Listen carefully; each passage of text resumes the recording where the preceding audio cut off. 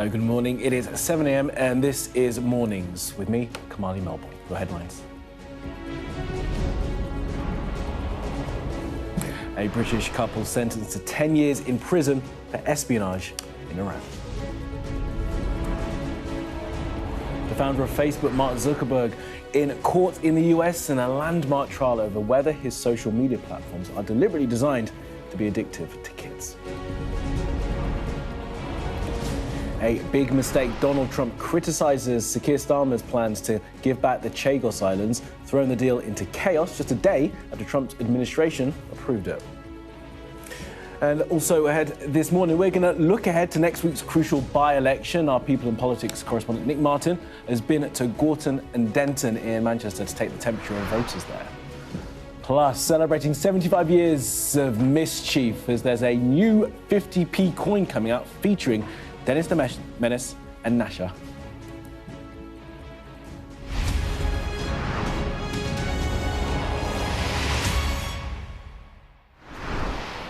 Hello, good morning, and thank you for being with us. We're going to begin this hour with breaking news. And a British couple, Lindsay and Craig Foreman, have been sentenced to 10 years in prison in Iran for spying.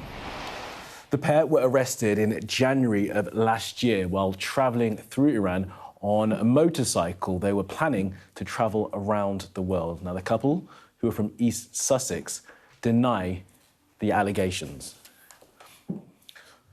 Let's bring in our correspondent Graham Stothard for a bit more on this. So this is, of course, what the family have feared.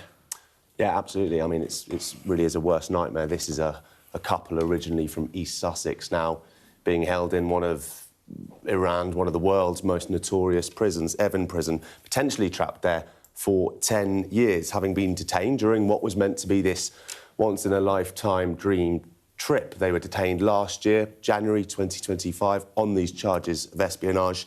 And the news of this sentencing today has actually come from the family in a statement. Their son, Lindsay Foreman's son, Joe Bennett, said, "My parents have now been sentenced to 10 years following a trial that lasted just 3 hours and in which they were not allowed to present any defence. They have consistently denied the allegations. We have seen no evidence to support the charge of espionage. They have already spent more than 13 months in detention. We are deeply concerned about their welfare and about the lack of transparency in the judicial process. We were previously told that once sentencing occurred, further action would follow. And we now hope that the UK government will act decisively and use every available avenue to secure their release." So obviously the family, deeply concerned about the welfare. The couple were already said to not be eating, to be losing weight, to be kept in separate wings of Evin Prison, potentially in solitary confinement. The family there urging action, and the Foreign Secretary seems to have promised action. Yvette Cooper has also released a statement. Oh, right. She has said, "This sentence is completely appalling, totally unjustifiable. We will pursue this case relentlessly with the Iranian government until we see Craig and Lindsay Foreman safely returned to the UK and reunited with the family." Now, the concern here is that they'll be used as a bargaining chip, a pressure point to needle the UK government. It's a tactic Iran has been accused of employing before in the case of Nazanin Zaghari-Ratcliffe. You'll remember she spent nearly 6 years detained. She was told it was due to a long-standing arms debt that the British government owed Iran from the 1970s. So this potentially 10 years is a really, really concerning development, as you would expect. And for two people who both totally deny the allegations. Yeah, that previous one was some 400 million over some tanks. Yes, indeed. Yeah, all absolutely. The way back then. All right, Graham, appreciate the reporting for now. And of course, that story will have more reaction throughout the day. And as soon as we get any more of that reaction, we'll bring it to you here. And I'm going to be speaking, actually, just a few minutes' time to Alex Davies-Jones from the government to get her direct reaction to that news of Lindsay and Craig Foreman being sentenced to 10 years in Iran.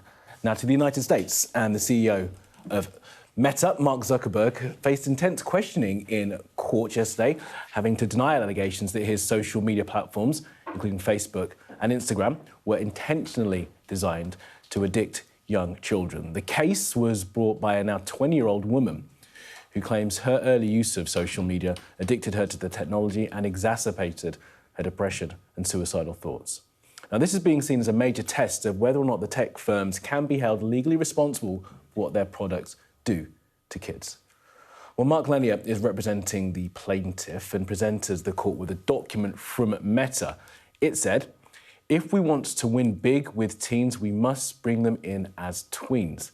Well, Zuckerberg responded to that, saying his teams had different conversations about how to build services that people under 13 could use safely.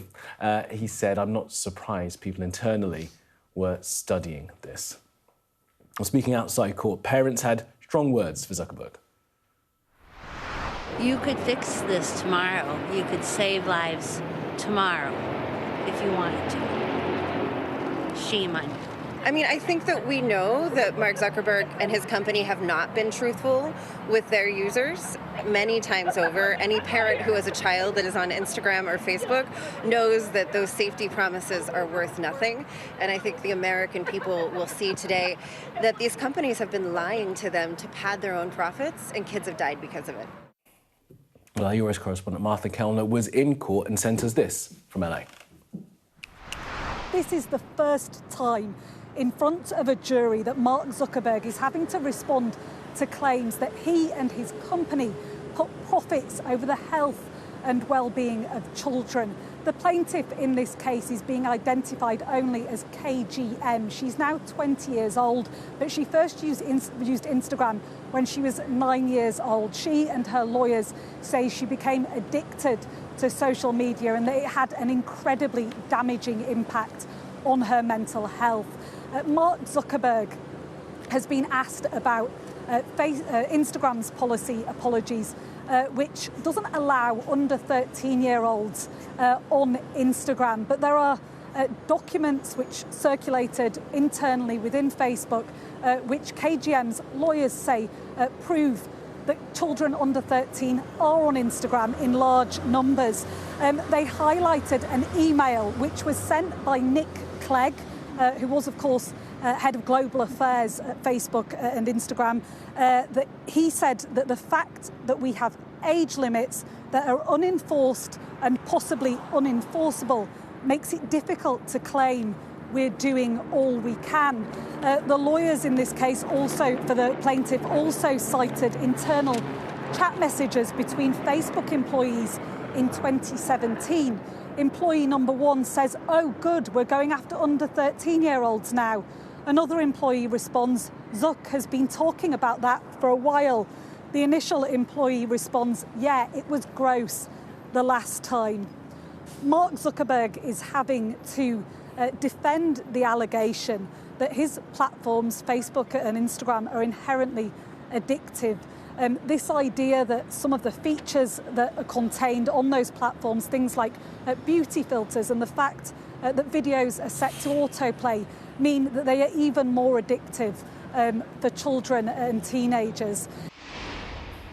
Martha Kellner reporting. Of course, that trial is ongoing. Let's take you to South Korea, where, breaking news in just the last few minutes, the former president of the country, Yoon Suk-yeol, has been found guilty of leading an insurrection during an attempt to place the country under martial law.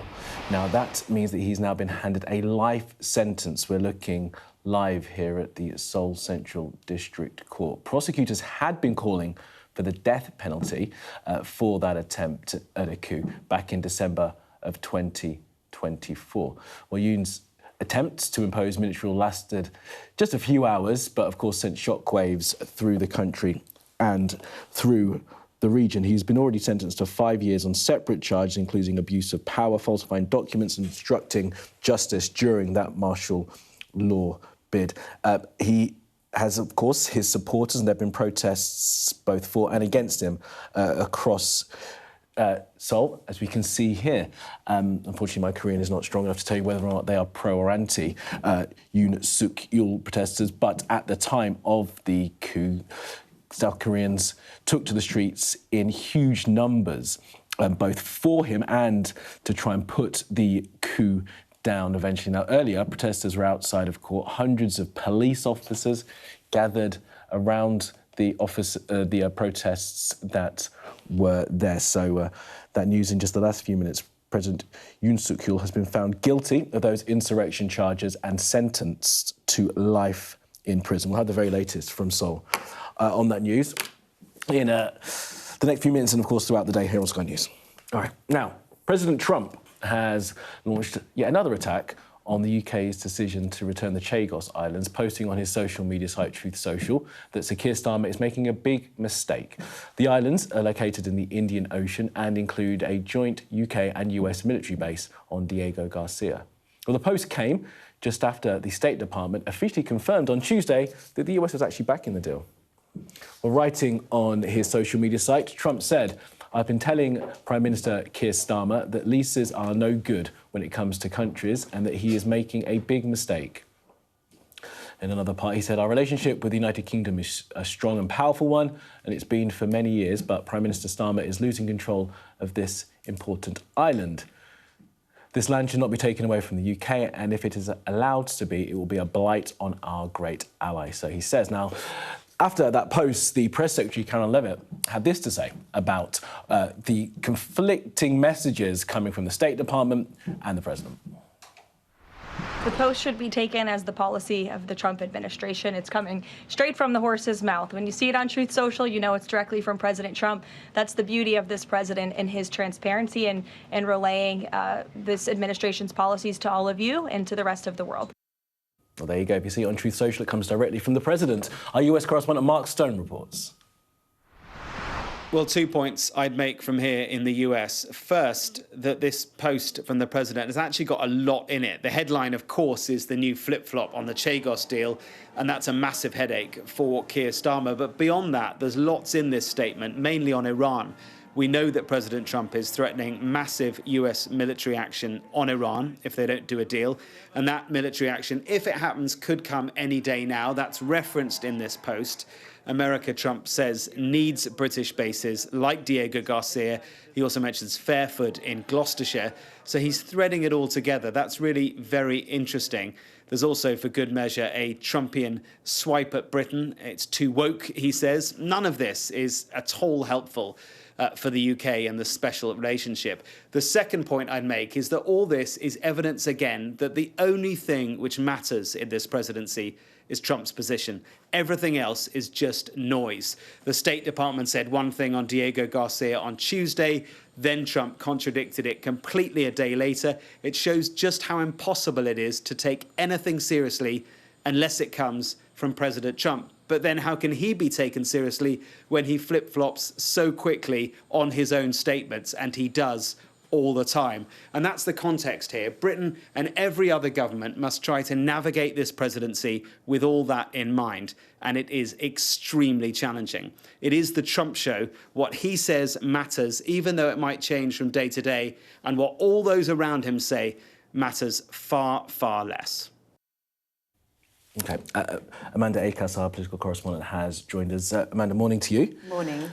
So we heard from Mark there that it's all about what the president says on his social media at the last minute. So what can the UK government actually do to try and, get ahead of that, deal with that, answer those questions? Well, I think they're frankly facing a bit of whiplash at the moment, given Donald Trump's changing positions on this. They've really spent the past year trying to convince the US administration that this is a good plan. Effectively, Mauritius has taken the UK government to international courts, to the UN, arguing that the UK shouldn't have sovereignty over those islands. And effectively, they therefore struck this deal after negotiations, which, it has to be said, begun under the Conservatives, which effectively would see them officially giving the islands back or giving them to Mauritius, but also paying around £30 billion to lease the islands for 99 years to enable that US-UK military base on Diego Garcia to continue its operations. So although Donald Trump is saying, well, we won't be able to use it in future if you've given the islands to Mauritius, what the UK government would say is the only way we can use it is if we have this deal to effectively establish a firm legal footing for that island, and we will paying a lot of money in order to continue the operations of that military base. But clearly, it's very complicated. It's politically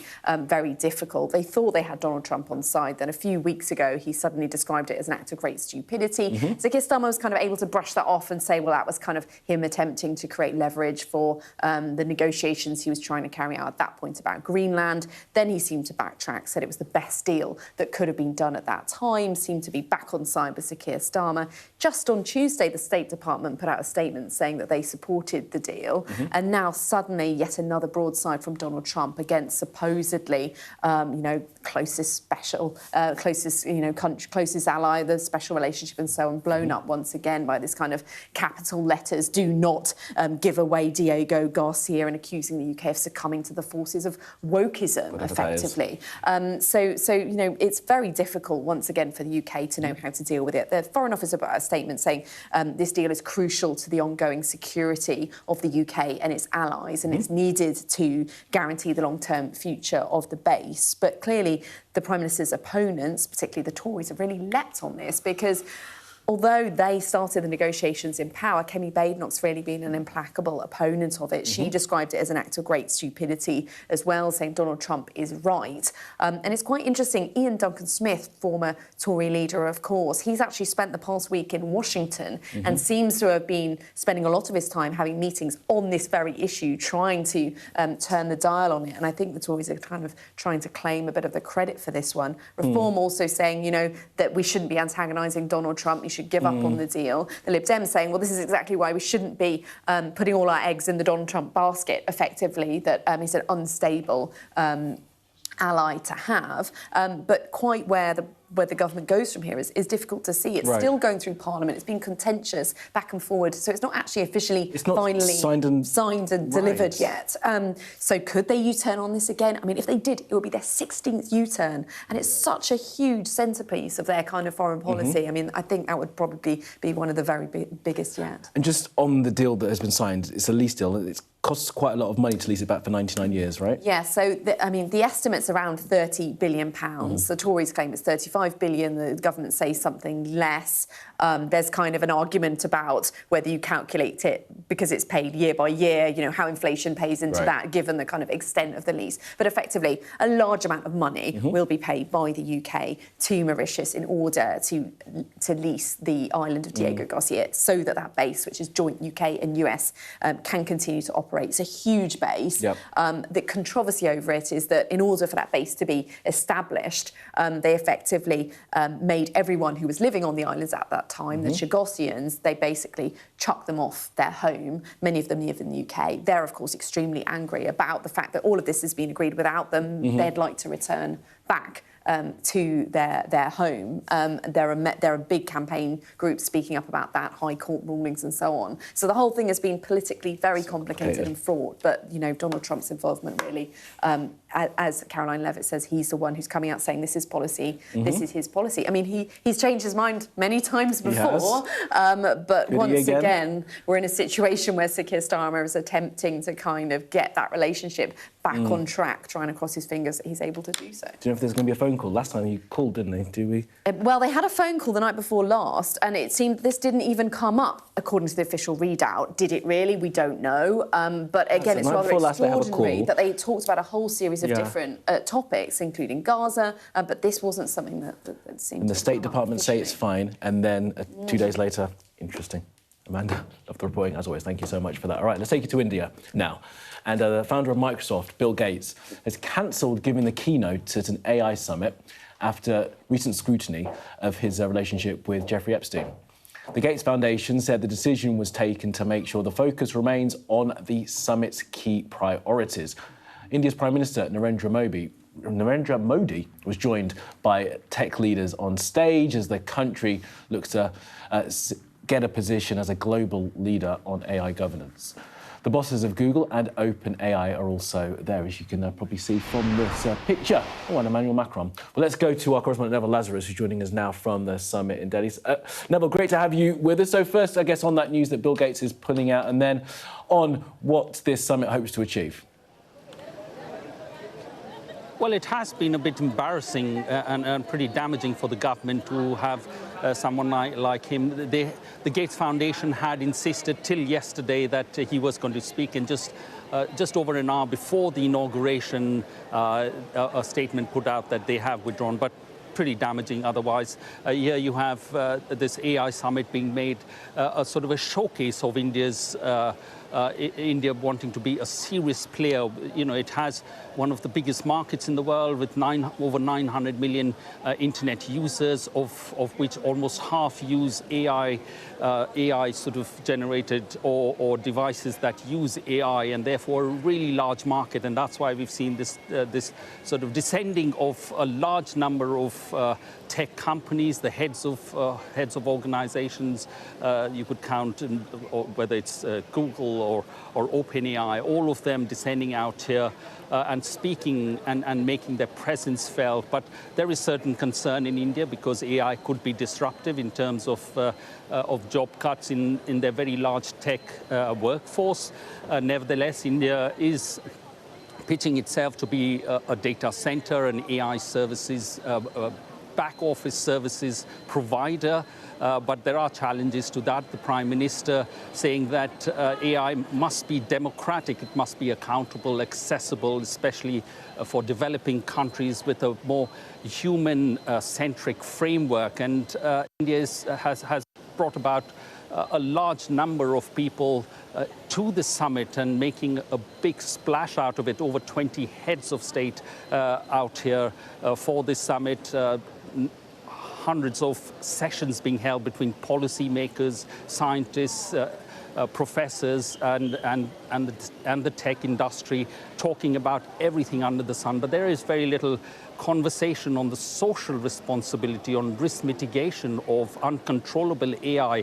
One of the speakers, a keynote speaker, told me earlier that this is like playing Russian roulette with allowing AI to just to be uncontrollable without much of policing by either governments, institutions, or even the tech industry. All right, Neville, for now in New Delhi, really appreciate that reporting. More from you, of course, throughout the day as that summit goes on. Now, tech firms, sticking with the theme, will have 48 hours to take down images shared online without consent once they have been reported.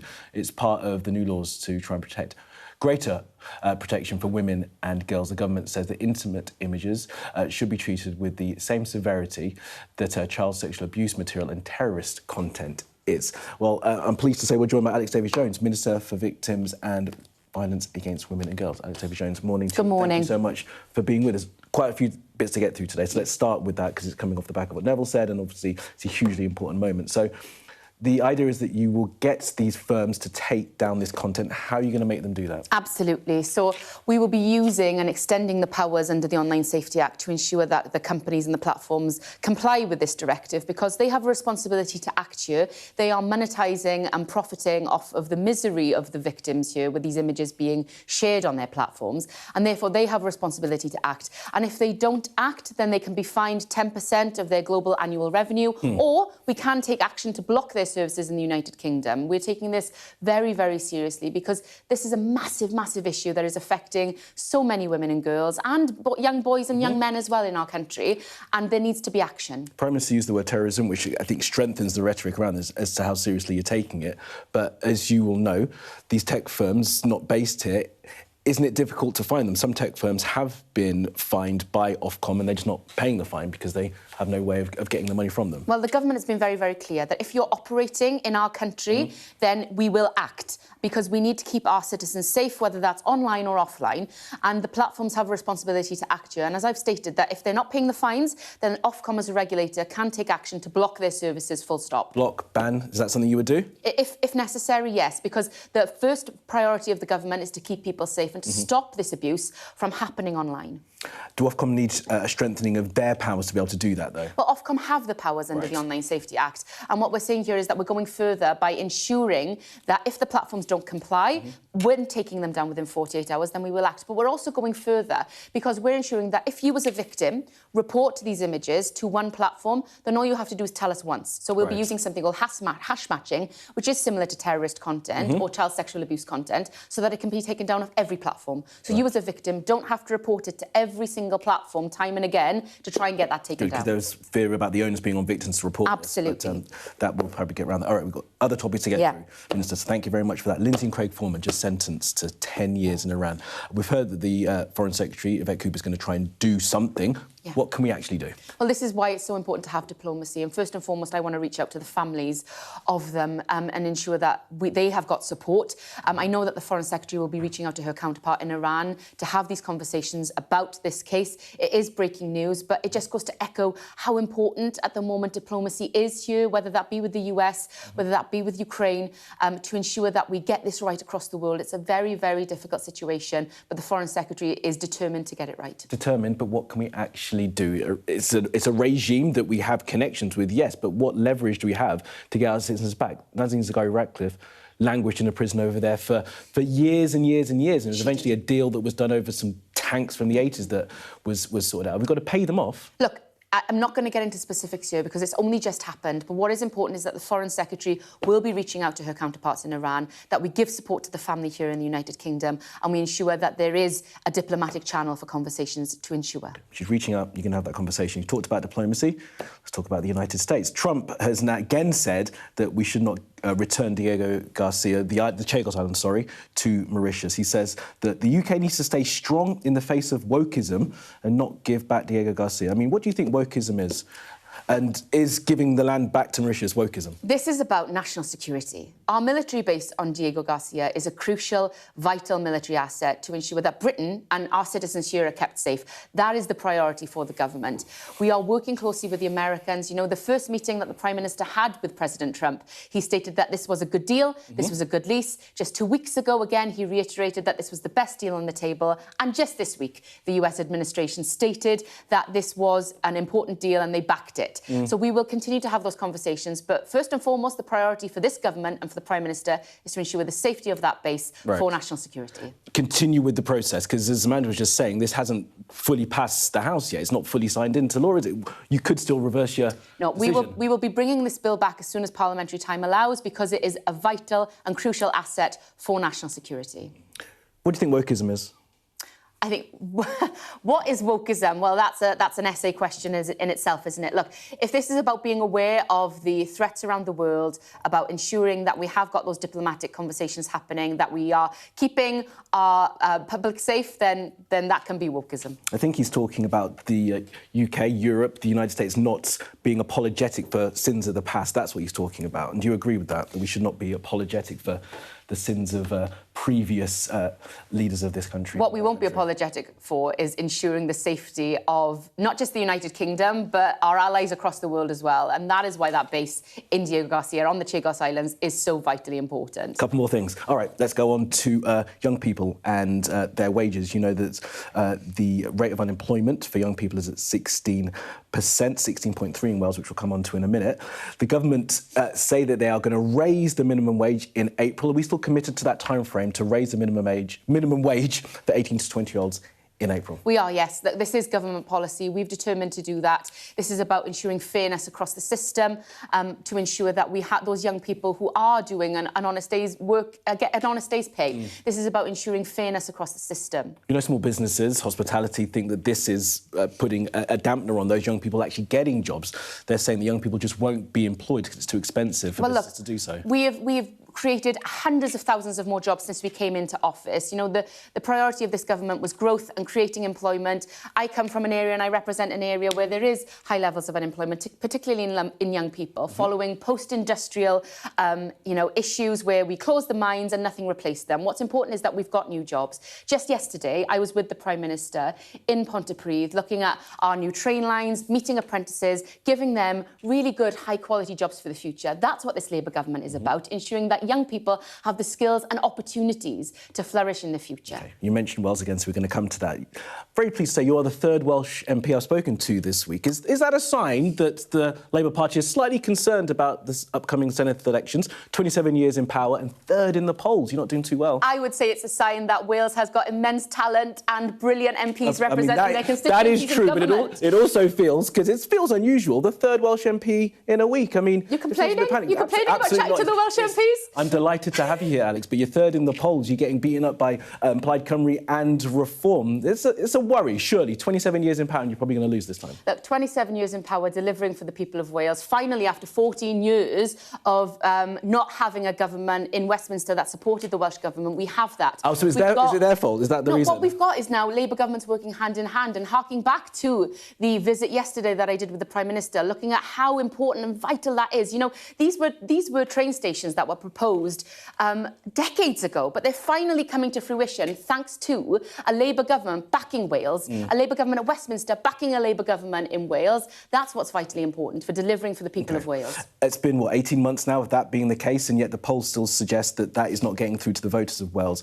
Plaid Cymru are up on 37%, Reform 23%, Labour down on 13%. How are you going to get that message across to those voters in Wales? Well, I talk to them. I want to be out there talking to them about what matters to them, whether that's the cost of living, the importance of growth, keeping people safe online, like the messages that I'm here to deliver today, talking to them about what matters to them first and foremost. But I'm not interested in the polls. What I'm interested in is delivering here in government for the people of Wales and for the people across the United Kingdom. Thanks, David Jones. It's been a real pleasure to talk to you. Thank you very much for that. Good day to you. All right, stay with us, because coming up next, we're going to speak to someone from Médecins Sans Frontières, recently returned from Sudan, one of the world's worst humanitarian crises, to see what the UK government can do to help.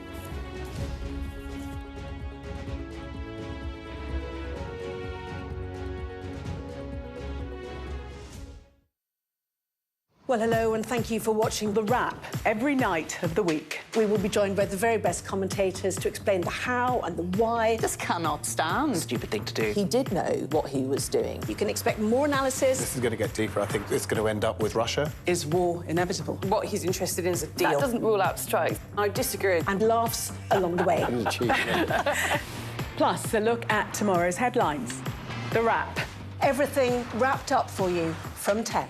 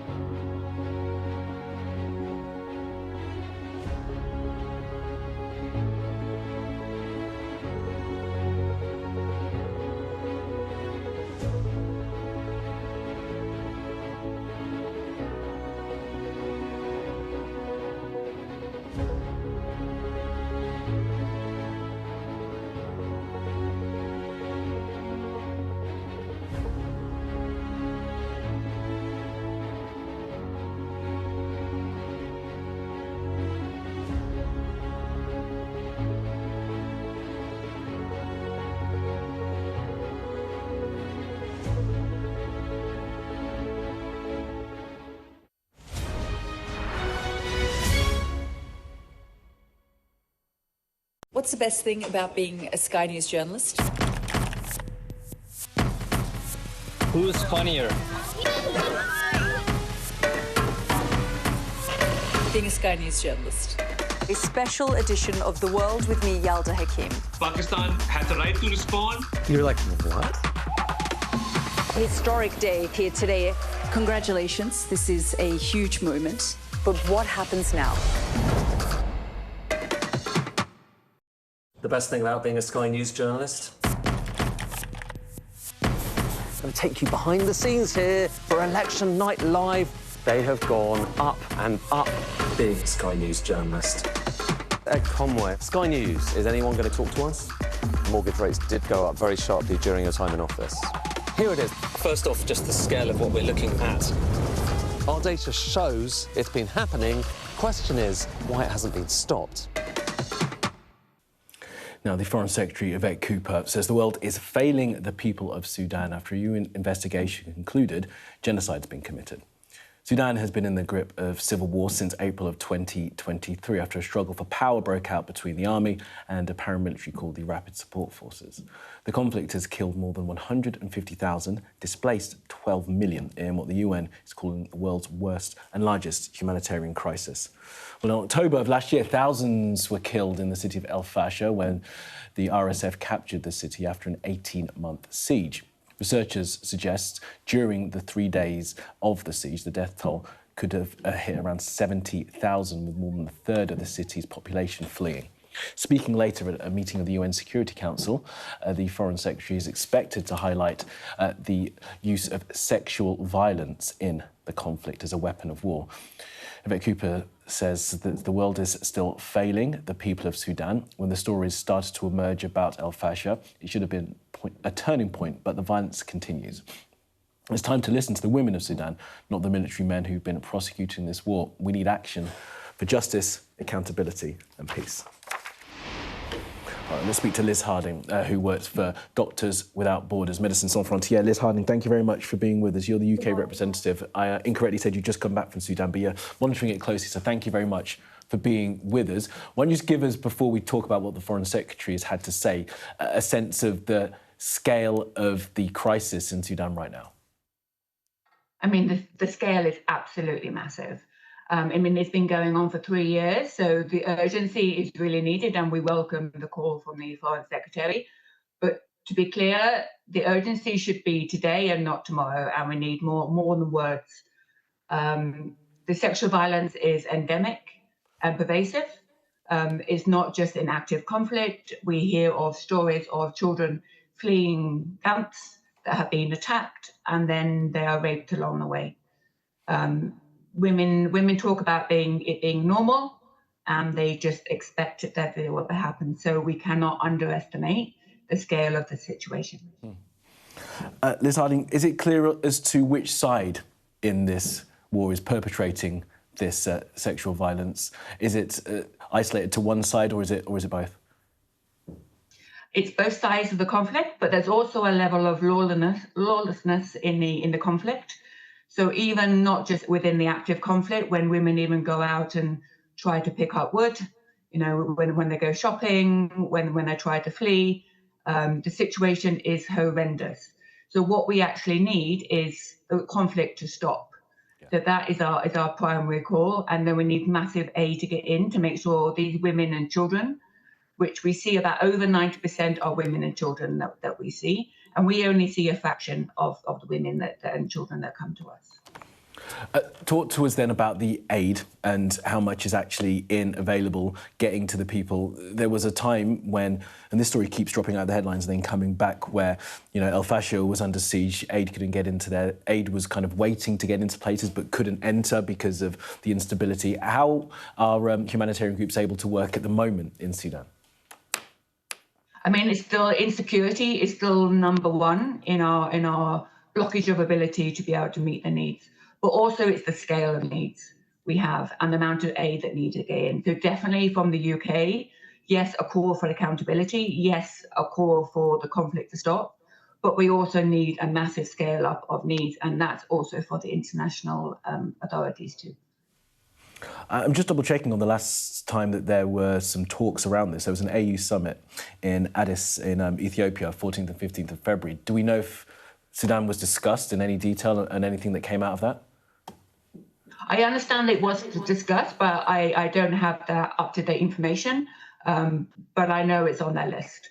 But it should be more than on the list. We actually should need action, because it needs to be today and not tomorrow, as we keep saying. Yeah, I mean, I think telling that it didn't break through to the headlines, we weren't announcing a ceasefire, which tells you how much use those talks have been. So look, the Foreign Secretary, the UK are now the chair of the Security Council, aren't they, for a month, which is why the Foreign Secretary has this sort of ability to talk to people. What is the call, and how much does the UK's position and probably historical links with Sudan help in trying to make the world listen and help the country? I think the UK has a strategic place to be able to speak truth about what is really happening, and we speak regularly to the UK authorities on the situation. But the more that others really hear how bad the situation is, the more important. We just have to keep it on the table, and it can't just be in and out of the news when things happen. Mm. What do you put it down to, the fact that it does lead the headlines, other than, I mean, people turning away? What do you think it is? I think it is definitely a bit more of a forgotten crisis. I mean, people have always known that Sudan has always been sort of in the news because of conflict over the last now 20, 30 years. But I think there's everything else that's happening in the world, but people just must not forget that this conflict is happening. And lives are being ruined and people are being killed today. I mean, we hear stories all the time coming to our clinic. And that's only the people who are able to get to our clinic, because many people and many things we don't know that are happening because there's no one out there really seeing what is the situation. Talk to us about those displaced. I mentioned in the introduction to you 12 million displaced. It's just an extraordinary number of people. Are they displaced internally? Are they crossing borders? What is the situation? Where are they going to? They come to camps like the ones that you guys have? Yeah, so they come to camps where it is safe, but we also know that many times the roads are not safe. We also have stories of our camps, or the camps that we were working on, being directly besieged and attacked, all during last year.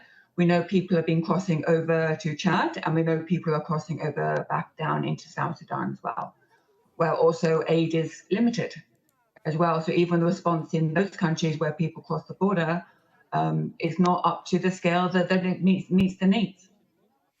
Do you have a sort of a figure as to how much money needs to be given to make sure that there is enough humanitarian aid getting in? Well, I mean, I think that's really hard because we actually don't know. In many places we can't get to see what the needs actually are. So we actually need to have really good access to be able to see and be able to assess, but it's massive. But all I can say is it's massive scale up. I mean, we can't put a figure on it. What we can say is what is being given now is really not acceptable, and it's only a drop in the ocean of what is needed. All right, Liz Harding from Medicines Sans Frontières. Appreciate your time this morning, Liz. Thank you very much, and all the best to you and your colleagues in your work. Thank you. We'll speak again. Now, campaigning in the Gorton and Denton by-election is into its final week in what's going to be a major test for Labour's support in Greater Manchester. Reform UK and the Greens have thrown the race for the seat wide open. Our People and Politics correspondent Nick Martin has been speaking to some voters about some of their frustrations. This is no ordinary by-election. It might feel local, but it is being watched very closely in Westminster. In a seat with differing communities pulling in different political directions, the tiniest of shifts could be significant, and that makes for a fascinating contest. Gorton, classic Labour territory. At one time, Labour couldn't lose here. Now, anyone who knows me knows I'm actually quite a big fan. In fact, I love an indoor market. They're a great place for a gossip, and they're a great place to talk about politics. So where are you in politics at the moment, and what are the big issues for you? I don't like Labour, and it's Keir Starmer I don't like. Right. I didn't like him even before he got into power. He was the reason I wouldn't vote for Labour. But have you been a Labour voter? Yes. I think it's going to be reform, because I don't think there's really anybody else that I trust. As a woman of colour, I feel like I'm under threat by reform. It's like they want to go backwards. Labour, Green, Reform, do any of these other parties talk to you about how they might improve your life? Yeah, I think Green definitely talks to me. I would have been probably more likely to vote Labour in the past, but I think right now the only party that seems reasonable to go to is Green. Down the road is Longsight. It's full of shops and supermarkets selling fresh fruit and veg from around the world. Longsight is one of the youngest, most diverse parts of the constituency. It's a big Muslim community and there's a really strong sense of identity too. And it's that diversity which has underpinned Labour's support here for so many years. But the interesting thing here is that in the last couple of elections, support for Labour has tailed off. Who would you vote for? Mostly the Asian people, they are on the Labour side, mostly. But I'm thinking for Green. I'm sick and tired, I feel, of the Labour policies and all.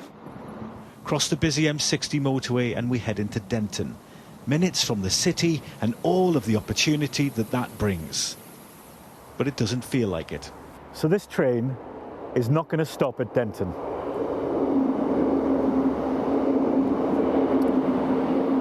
And that's exactly why I brought you here, because Denton has one service a week on a Saturday. The train goes down the line and then it comes back up the line. Why is that important? It speaks to a sense or a lack of ambition, connectivity. And when we hear that towns feel like they're forgotten or left behind, this is a very visual example of that. Most here work in retail or social care, and a quarter of jobs here pay below the living wage. You know, there's a by-election here and they've got Reform, Conservative, Labour. Doing Reform. Say that again, mate. I'm actually doing Reform. Why is that? Listen, it's cost of living, it's immigration, it's a number of things. You've just got to sit down and think which is best, don't you? Which is the best policy for you. This by-election won't change the balance of power in Westminster, but it might tell us something about the balance of feeling. Who feels heard? Who feels part of something bigger? Who feels left out? In politics, that mood, that feeling, it matters. Nick Martin, Sky News, Manchester. Now, the full list of candidates for the Gorton and Denton by-election are as follows. Nick Buckley from Advance UK, Hugo Wills, the Communist League, Charlotte Cadden, representing the Conservative Party, Hannah Spencer, the Green Party, Angeliki Stogia, the Labour Party, Jackie Piercy, Liberal Democrat, Dan Clark, Libertarian Party, Sir Oinkalot, the official monster raving loony party, Matt Goodwin, Reform UK, Joseph Omiche, the Rejoin EU Party, and finally Sebastian Moore, the Social Democratic Party. All right, let's take a look now at the weather forecast. Dinner under the stars tonight? That reminds me of our travel insurance. You mean All Clear Skies? All Clear Travel Insurance sponsors Sky News weather. It's mostly dry later on, but there's more rain coming in from the Atlantic for tomorrow, I'm sorry to report. Morning, overcast and chilly. Northern and western parts look mainly dry, though the west of Ireland will see showers. Central and eastern England can expect some light patchy rain and some hill snow. That'll end up confined to Yorkshire and Durham by the middle of the day. Northern Ireland and central parts of Ireland will see more rain coming its way. It will turn milder in the windy west. The northeast of England will dry up later on. Western parts will see showers becoming more widespread. Ireland and Northern Ireland will see strong winds and rain spreading from the west tonight. All Clear Travel Insurance proudly sponsors Sky News weather. All right, well, stay with us because coming up next, I'm going to speak to a representative from pharmacies up and down the country calling for more funding from the government to make sure they can keep providing services.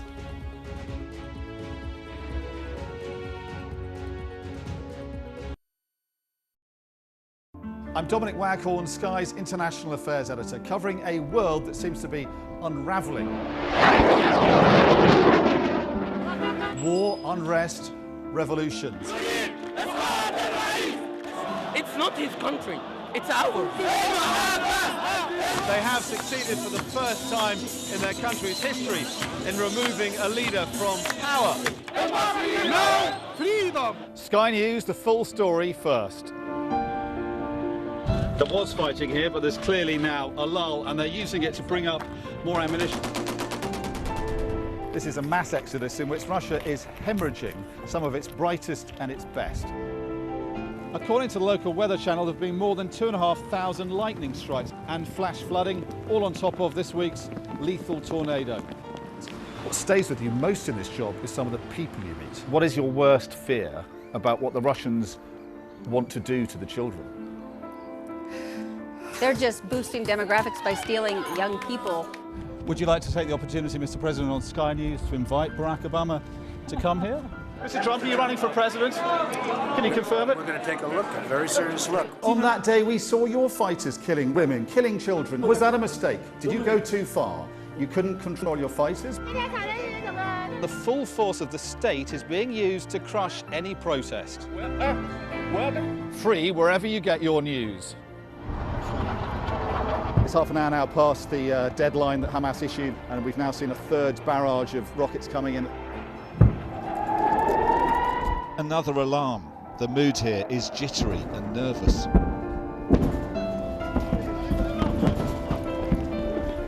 We're seeing the world get more and more divided, and it's our job to try to make sense of it all. People that pod together, they have a little hive brain going on. They've not had a good week. I've had a good week. There's a teaser there, a teaser. OK, nothing to see here. Drama over. Full stop. Anyway, we'll get to that. She will be mortified. She's the first female chancellor. I popped upstairs, made myself a cheese sandwich, but now I'm with you. Annalise has come dressed in the magenta of electoral dysfunction. Available wherever you get your podcasts. What's the best thing about being a Sky News presenter?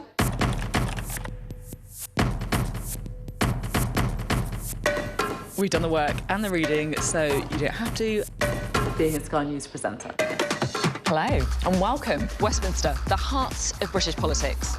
I'm so sorry about what happened to you. So what on earth is going on? It's not true. Can I tell you what I think? It's really unusual. Mornings with Richard Frost. Let's crack on. Let's get started.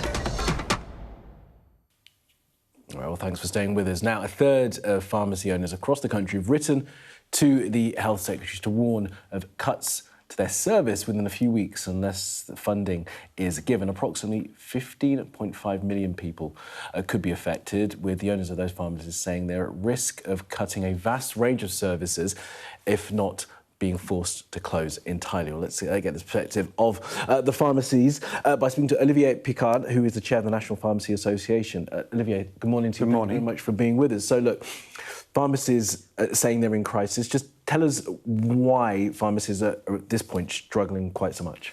Yeah, pharmacy, unfortunately, has been neglected by successive government. We haven't had a funding increase in 10 years until this time last year. And whilst this was a welcome step, it by no means saved the sector. Currently, pharmacies are probably receiving about 50% of the funding that it needs to run a pharmacy. That is not my numbers. This is the number from the government of their own economic analysis of the sector.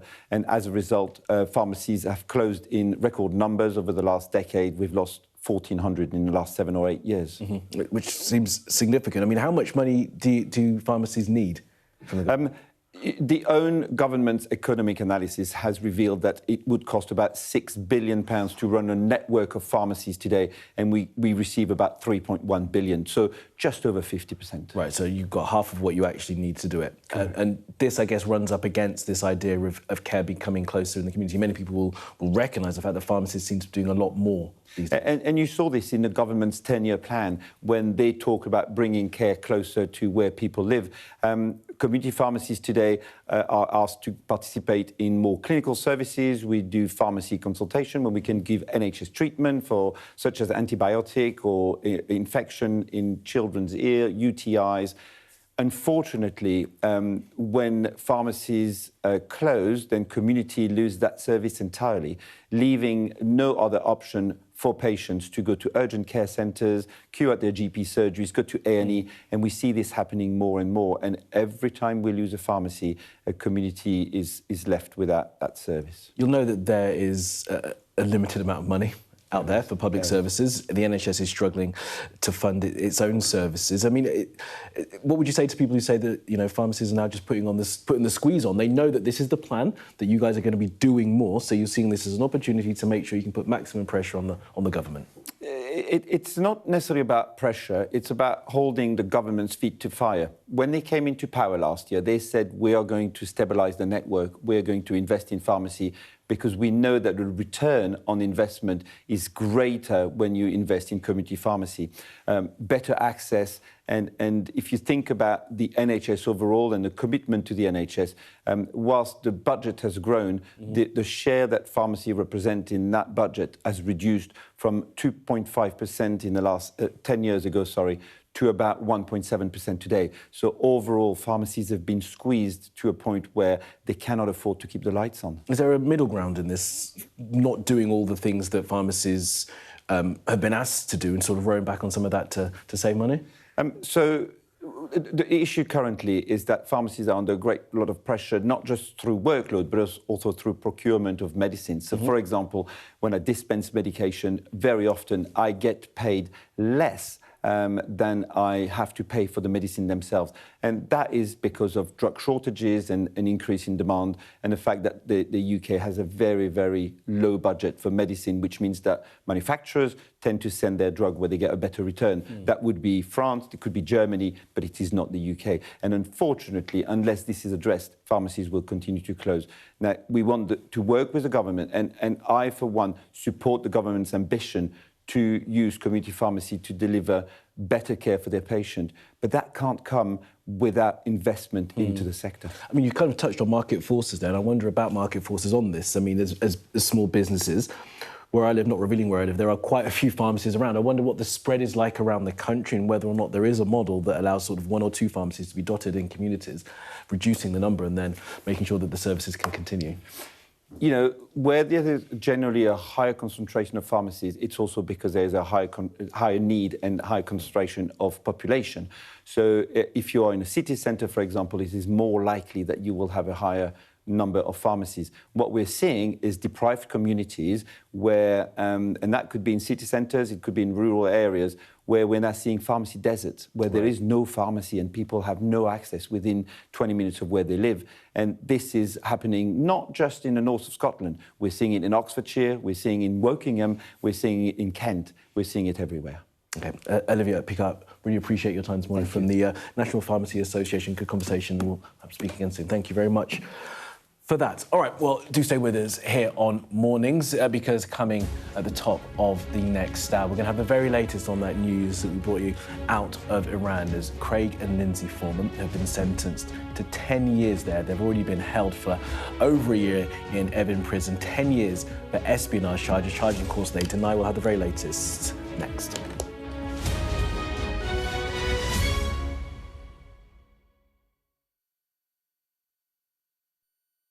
The best thing about being a Sky News journalist?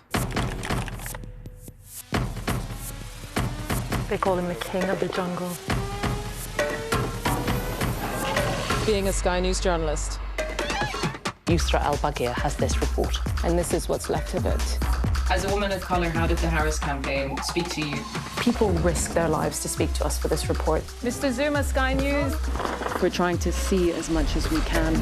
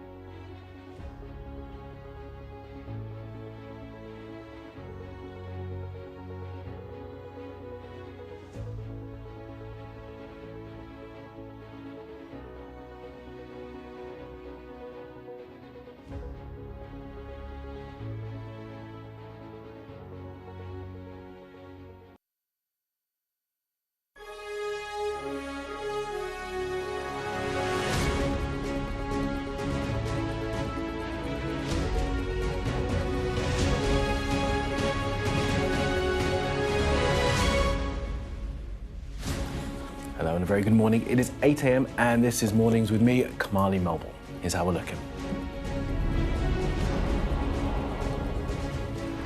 A British couple sentenced to 10 years in prison in Iran for espionage.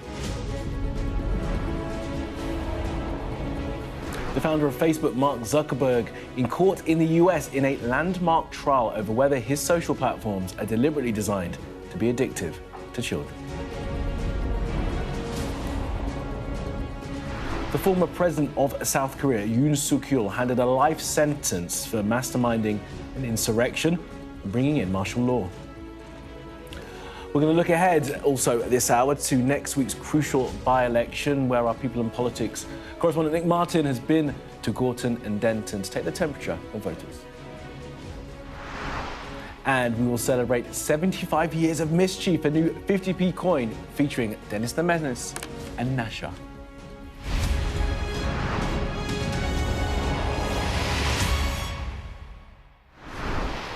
Well, thank you for being with us. A British couple has been sentenced to 10 years in prison in Iran for spying. Lindsay and Craig Foreman were arrested in the country in January of last year. They were passing through while on a motorcycle trip around the world. Now, the couple, who are from East Sussex, have always denied the charges. Let's take a look at how all of this came to pass. On the 3rd of January, Lindsay and Craig were detained while travelling through Iran on that motorcycle journey. On the 18th of February, they were then charged with espionage offences. On the 8th of June, Craig was transferred to the notorious Evin prison. That's the same place where Nazanin Zaghari-Ratcliffe was held. 4 months later, on the 9th of October, Lindsay was also moved to Evin, but kept separate from her partner. And yesterday, they were sentenced to 10 years following a trial that lasted just 3 hours. All right, let's bring in our correspondent, Graham Stothard, for more on this. Graham, so look, what's been the reaction to this news breaking in the past couple of hours? Well, we've had statements from the family, we've had statements from the Foreign Secretary, we've had statements from we've spoken to the local MP as well, obviously really shocked. This is a couple who were meant to be on a once-in-a-lifetime round-the-world dream trip turned into an utter nightmare, going from East Sussex to one of Iran's, one of Tehran's most notorious prisons, you know. The news of this sentencing has actually come from the family. In a statement, Lindsay Foreman's son, Joe Bennett, has said, "My parents have now been sentenced to 10 years following a trial that lasted just 3 hours and in which they were not allowed to present any defence. They have consistently denied the allegations and we have seen no evidence to support the charge of espionage. They have already spent more than 13 months in detention. We are deeply concerned about their welfare and about the lack of transparency in the judicial process. We were previously told that once sentencing occurred, further action would follow, and we now hope that the UK government will act decisively and use every available avenue to secure their release." Now, the family is obviously deeply concerned about their welfare. They were already said to be losing weight, not eating, being kept in solitary confinement in separate wings of this Evin prison. And Craig Foreman has previously described being stuck in this 8-foot cell with just a sink and a hole in the floor, being emotionally, physically broken. The only thing keeping him going is a once-a-month meeting that he is somehow allowed with his wife. The family obviously urging action to respond from the British government. The Foreign Secretary, Yvette Cooper, has said that this sentence is completely appalling and totally unjustifiable. We will pursue this case relentlessly with the Iranian government until we see Craig and Lindsay Foreman safely returned to the UK and reunited with their family. Now, real concern is that they've essentially been detained to be used as a bargaining chip, a pressure point to needle the UK government. Iran has a track record of doing this. If you remember the case of Nazanin Zaghari-Ratcliffe, she spent nearly 6 years detained there over an old 1970s debt regarding £400 million worth of tanks that went back and forth in the UK courts, international courts, and she was at the sharp end of it. And that's the concern with these two now. The family obviously distraught, the government being put under pressure, and the local MP, we've spoken to him, he has been very vocal on this case and he is continuing to call for renewed pressure on the Iranian authorities to see these two back home. OK, Graham, appreciate the reporting. Thank you so much for that. On to the States, and the CEO of Meta, Mark Zuckerberg, faced intense questioning in courts yesterday, denying allegations that his social platforms, including Facebook and Instagram, were intentionally designed to get young children addicted and targeted under 13s. The case has been brought by a now 20-year-old woman who claims her early use of social media made her addicted and exacerbated her depression and suicidal thoughts. Now, this case is seen as a major test of whether tech firms can be held legally responsible for what their products do to children. Speaking outside courts, some parents had strong words for the boss of Meta. You could fix this tomorrow. You could save lives tomorrow if you wanted to. Shame on you. I mean, I think that we know that Mark Zuckerberg and his company have not been truthful with their users many times over. Any parent who has a child that is on Instagram or Facebook knows that those safety promises are worth nothing. And I think the American people will see today that these companies have been lying to them to pad their own profits, and kids have died because of it. Well, our US correspondent Martha Kellner was in court and sent us this. This is the first time in front of a jury that Mark Zuckerberg is having to respond to claims that he and his company put profits over the health and well-being of children. The plaintiff in this case is being identified only as KGM. She's now 20 years old, but she first used Instagram when she was 9 years old. She and her lawyers say she became addicted to social media and that it had an incredibly damaging impact on her mental health. Mark Zuckerberg has been asked about Instagram's policy apologies, which doesn't allow under 13-year-olds on Instagram. But there are documents which circulated internally within Facebook, which KGM's lawyers say prove that children under 13 are on Instagram in large numbers. They highlighted an email which was sent by Nick Clegg, who was, of course, head of global affairs at Facebook and Instagram, that he said that the fact that we have age limits that are unenforced and possibly unenforceable makes it difficult to claim we're doing all we can.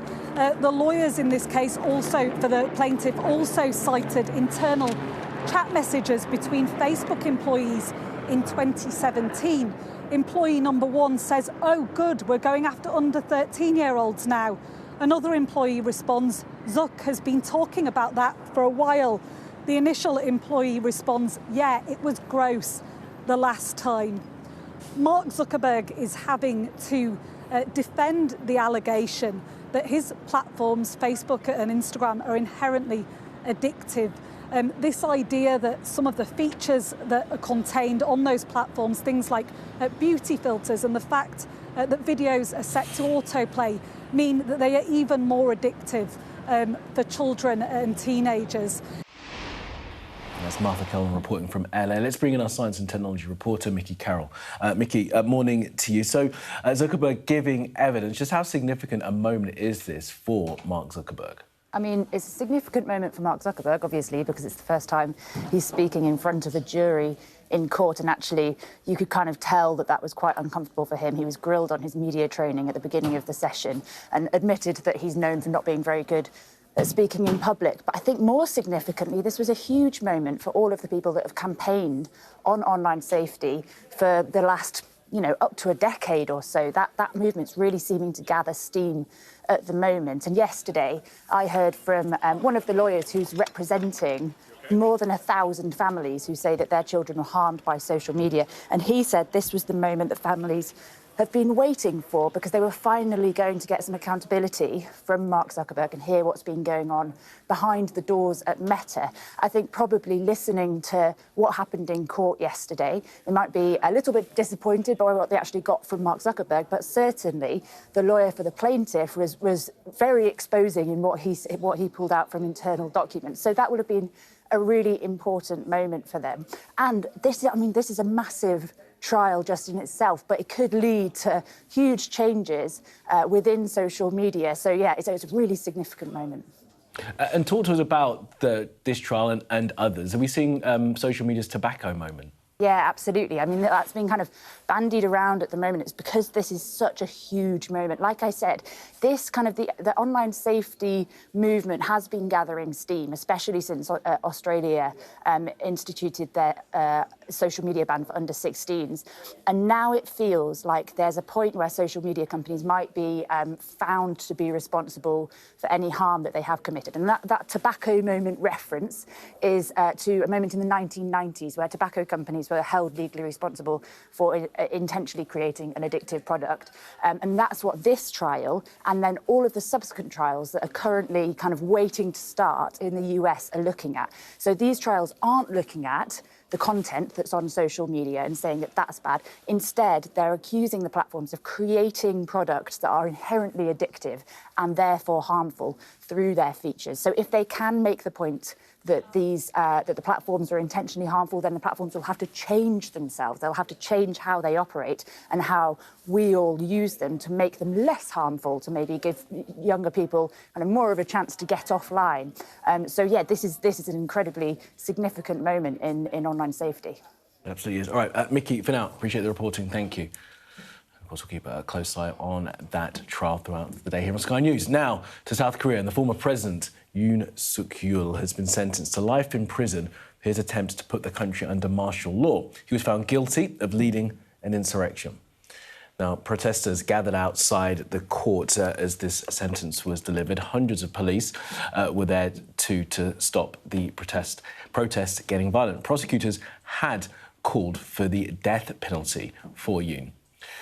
Now, when he declared martial law, soldiers stormed the National Assembly, announcing that they would be taking over. Protesters had then gathered outside and clashed with the soldiers inside as well as police. 6 hours later, Yoon's order was rescinded after lawmakers moved in to block it.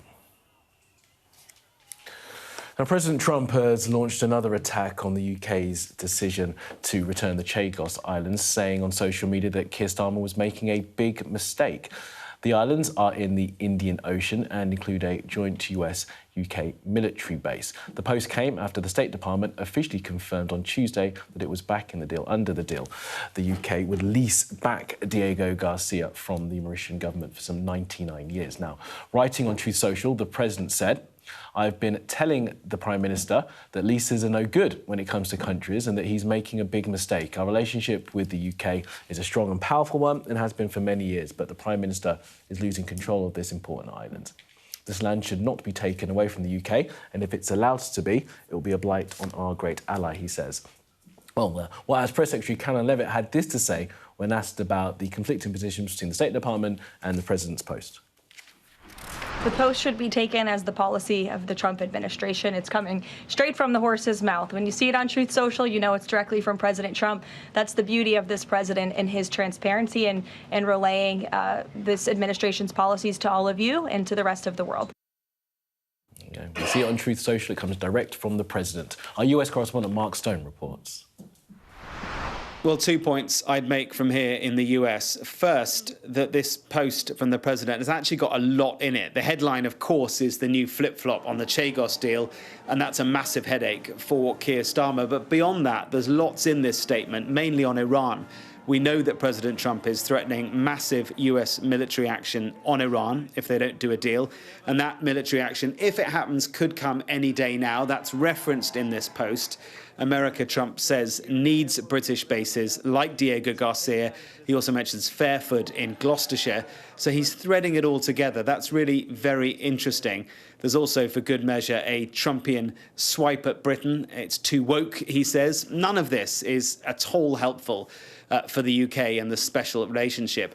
The second point I'd make is that all this is evidence again that the only thing which matters in this presidency is Trump's position. Everything else is just noise. The State Department said one thing on Diego Garcia on Tuesday, then Trump contradicted it completely a day later. It shows just how impossible it is to take anything seriously unless it comes from President Trump. But then how can he be taken seriously when he flip-flops so quickly on his own statements? And he does all the time. And that's the context here. Britain and every other government must try to navigate this presidency with all that in mind. And it is extremely challenging. It is the Trump show. What he says matters, even though it might change from day to day. And what all those around him say matters far, far less.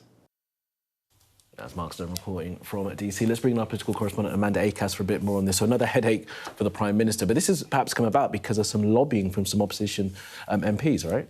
Well, it's interesting. There is a bit of a suggestion that the Conservatives are keen to highlight that Ian Duncan-Smith, former Tory leader, of course, was recently, over the past week, has been in Washington having a meeting with various officials and has kind of helped swing the president back round to this position. I mean, clearly he's been flip-flopping between the two sides over the past few weeks. The Starmer administration has spent much of the past year trying to get the US administration on side for this deal, which they argue is vital for UK security. They believe that because of the international court rulings, votes in the UN that suggest the UK shouldn't have sovereignty over these islands, that handing them to Mauritius is effectively the only way forward, and therefore leasing the base at Diego Garcia ensures its future for the next 100 years, well, 99 years technically. It's held jointly between the UK and the US.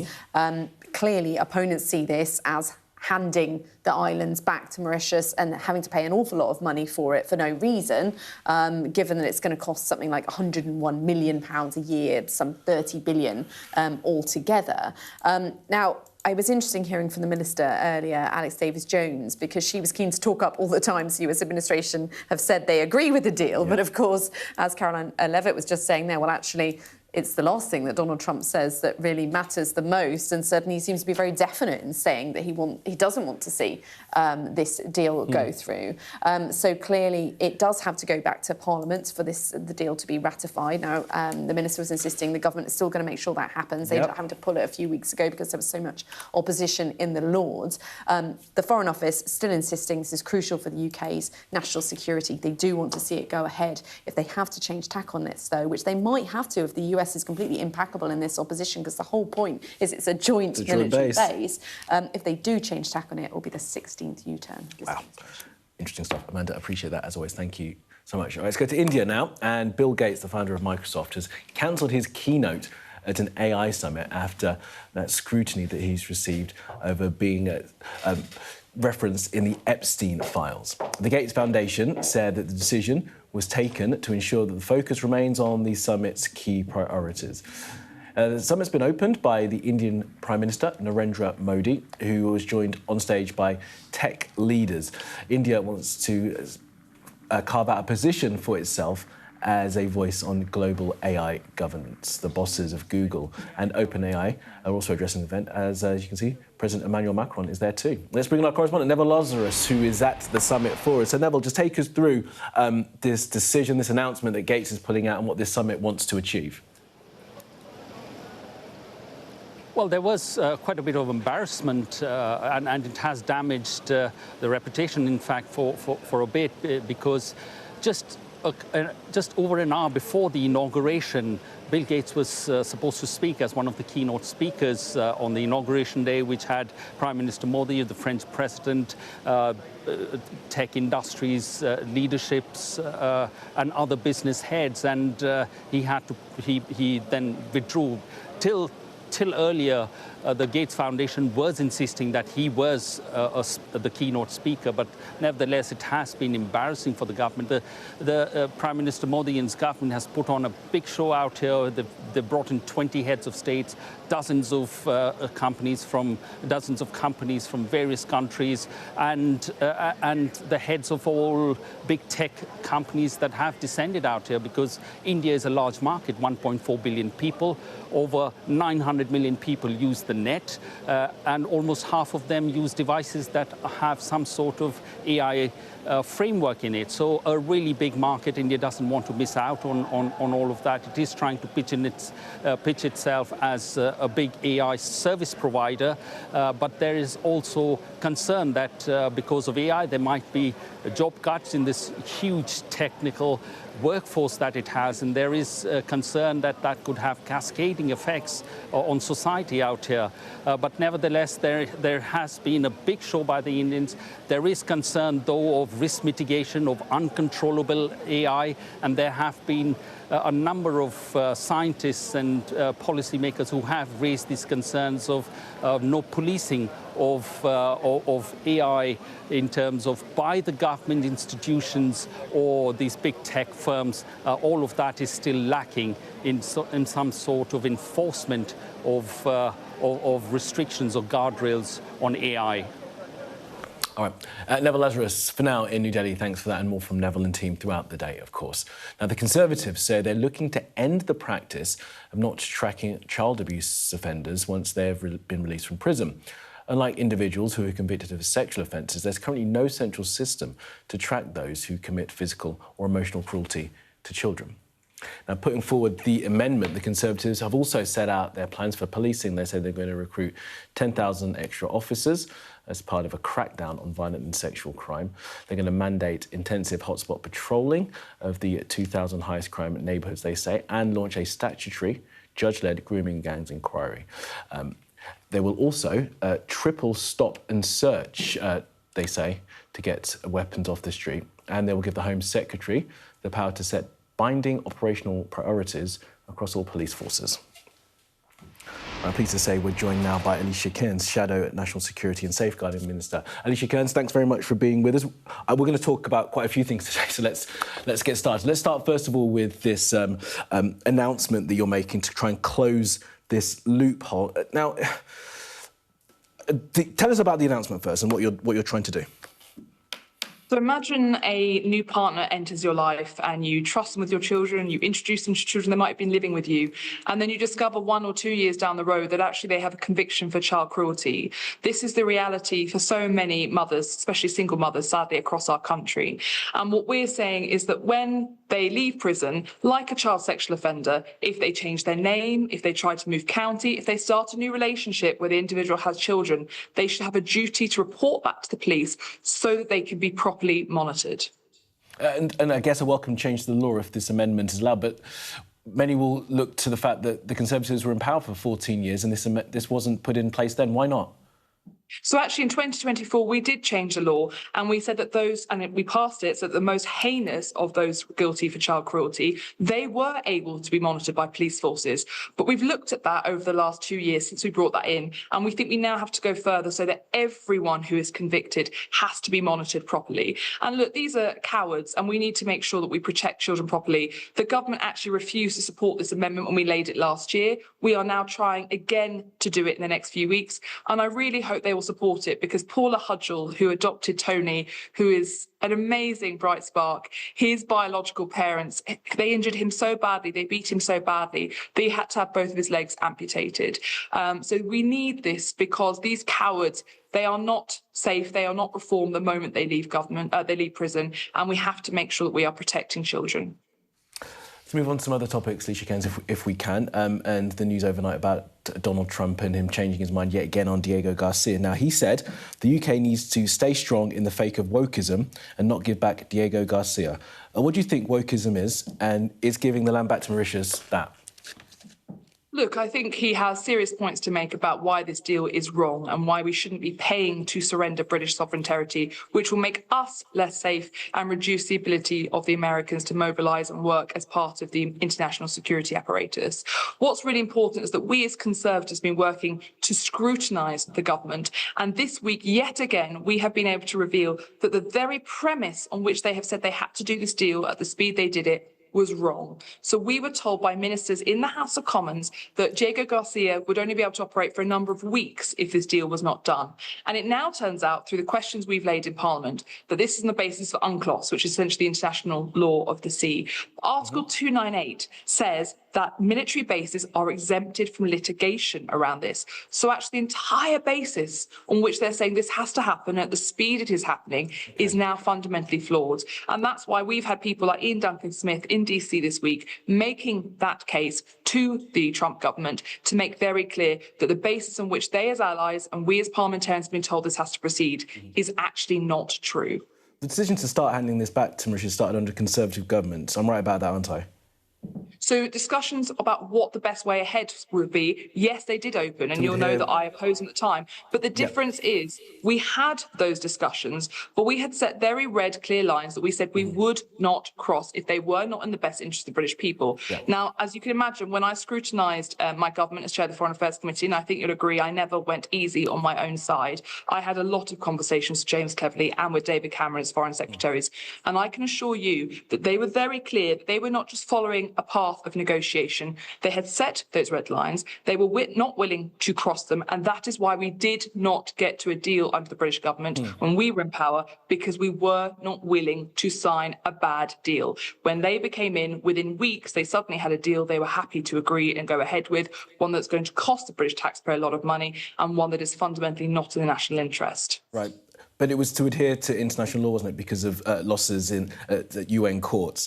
Back to this idea of... Actually, because of a request, sorry, actually it was a request by allies. So the US government asked that we start those conversations, and the US government asked us to do that. As a good ally to the Americans, we had those conversations, we started those conversations, but the key thing is we refused to sign a bad deal, and that is the sign of a party who represents the British interests. OK, well, it's going to be back in Parliament, and so all these arguments will be litigated again by you guys in the weeks and months that follow, I'm sure. Let's move on real quick to the situation facing Craig and Lindsay Foreman. We've heard from the Foreign Secretary, of course. I tried to get from the Minister what more pressure can actually be put on the Iranians. What's your sense of what pressure can be put to get these British citizens freed? So I've spent a great deal of time over the last few years working to get British hostages home. Unfortunately, what we've learned is that the only real lesson you can take is that you really only have the first few months before it gets to trial and sentence to try and get them home really quickly and swiftly, because there's no off-ramp really required for the government who's taken them hostage. Unfortunately, the fact we've now got to sentencing is a damning indictment of the British government. But ultimately, the people who are most responsible here is the Iranian government, who are weaponising British people's passports against them for their own benefit. The government needs to be very clear with Iran that this is a priority. Unfortunately, that's not the message this government is sending. So when Keir Starmer went to Hong Kong, he didn't even say Jimmy Lai's name, a British national, until he was wheels up. We cannot have that approach when it comes to hostage taking. It has to be clear that this is a number one priority. Let me just be absolutely clear. You've blamed the Iranians. Are you blaming the British government for what's happened to Craig and Lindsay Foreman? I'm saying the Iranian government solely are responsible for them being taken hostage, but the British government should have done more to get them home earlier, and they should be saying very clearly that the Foremans are not spies. They're not willing to say that the Foremans are not spies, and that is dangerous and wrong. So yes, they need to learn from previous cases. They need to have gotten them home before it got to trial, before it got to sentencing. And I can reassure you that I'm in conversation with the Foreman's family, and I will continue to do everything I can as a backbencher. There are a number of ideas I have that I'm afraid I'm not going to share on camera, because the Iranians will be watching and they will be listening. But I have some ideas, and I will be working very hard, and the government knows what I want to get done, and I'm trying to make that happen. But the government, I'm afraid, has not moved fast enough here. But my priority actually is how we now get them home, because we cannot allow two innocent British nationals to languish in Evin prison for the next 10 years.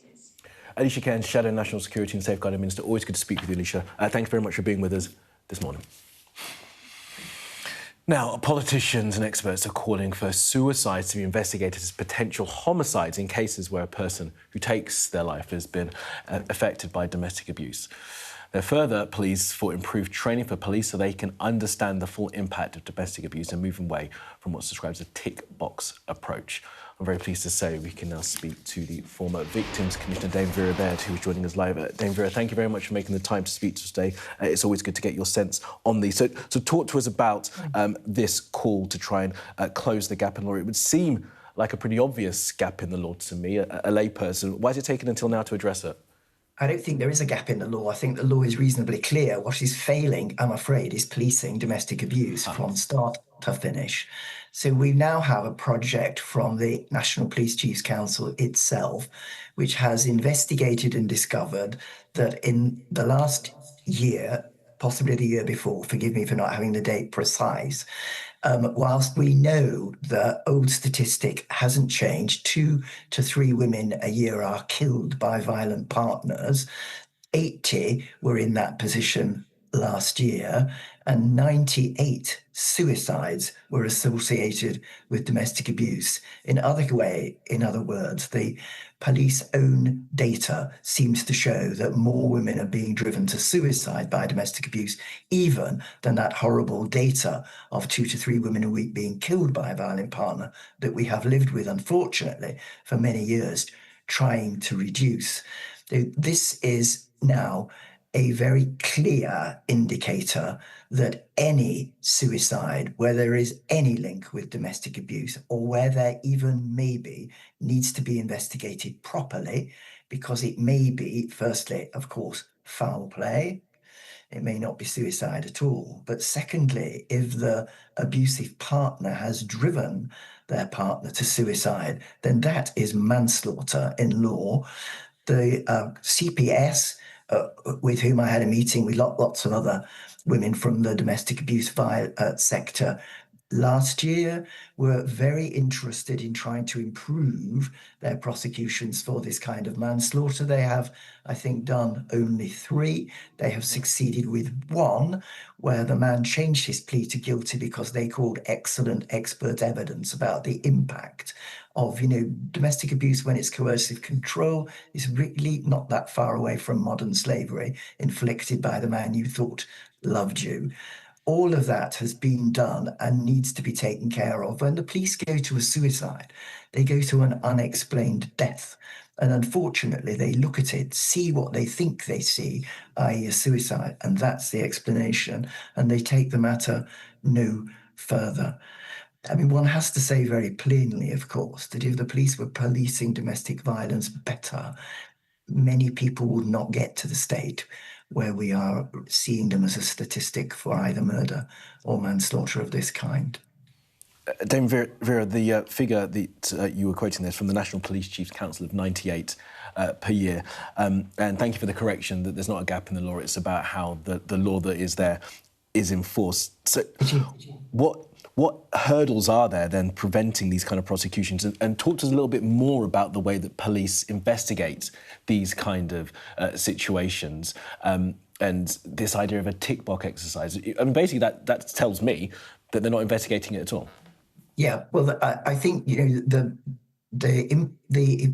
words we got from the CPS were that they were very interested in doing more prosecutions, but of course they can't do anything unless the police have assembled the evidence. They come into it when the police have done their investigation and passed the package over, though sometimes, of course, the CPS ask for more.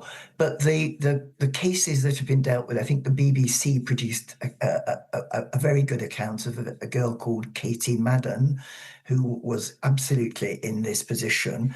Her partner was on bail for having beaten her up. She then committed suicide. No investigation was carried out, even though the guy was on bail. I mean, so you have their own data saying more women kill themselves than are killed by partners. And still, when they investigated this, they just accept at face value that it is a suicide, balance of mind or whatever it is, and don't investigate any further. And really treat the person who may be responsible for the death as if they were the grieving next of kin. They do need to investigate a scene properly. They need to treat it as a potential crime scene, because their own data is now saying that's quite right. So they should keep it as it is. They should ascertain who was around at the time, what the time of death was. They should then interview everyone around the victim who has died to ascertain if they have any understanding of what's going on. But I must say, the data the police have, and in this case of Katie Madden, her partner being actually on bail for attacking her, should have been an indication to direct the police, even if they don't usually pick it up, which they now need to do. In this case, where he was on bail, that should have pointed them in a direction. Yeah. And I have to say, the guy got off the offences that he was charged with because his victim died. And as a consequence, he'd improved his own situation by his wrongdoing. Dame Vera, we don't have loads of time. And have a couple of other things I do want to ask you. If you wouldn't mind giving me a slightly shorter answer so I can fit the 2 points in. I'm sorry to ask you to do that, but please, because they're quite important ideas, I think. Sure. I don't know if you heard the conversation I just had with Alicia Cairns about this loophole in the law, as the Conservatives put it, to introduce a child cruelty register. I don't know if you've heard it or you've listened to that, but on the face of it, is that a good idea? I didn't hear it, I'm sorry to say, so I don't know exactly where Ms. Cairns is coming from. But, I mean, there are other stories in the ether today about young girls who are being groomed as part of, I think, something around county lines. And they are often, so the material that's come out with this story says, from broken homes where they have been ill-treated in the end. It does render, obviously, young children coming into teenage years much more vulnerable to overtures from, attractive-looking, well-to-do security. And so, probably there is a need for A, better safeguarding, C, an understanding, again, with the police and with local authorities that young girls are very vulnerable, particularly from broken homes, and registering the fact that they have had some abuse in the past is probably a key point. Okay. Final then, Vera, jury trials. We know that there's a sort of talk around scrapping them. I wondered if I can get your perspective and where you sit on that issue. I see it as a relatively small adjustment, like we have done as a country many times. The first case I ever prosecuted as a barrister was a drunk driving. The guy would have been, he lost his job if he'd lost the case. Now that's done in a magistrate's court and has been for many years, not in front of a jury as it was when I was a young barrister. These adjustments are necessary from time to time. This is simply another one, and there is a whole amount of fuss about tradition when actually we're denying a very few people on relatively slight charges the opportunity to block up the jury queue and exclude women who have been raped and who want to get justice for the 5 years we know it now takes for them to get into court.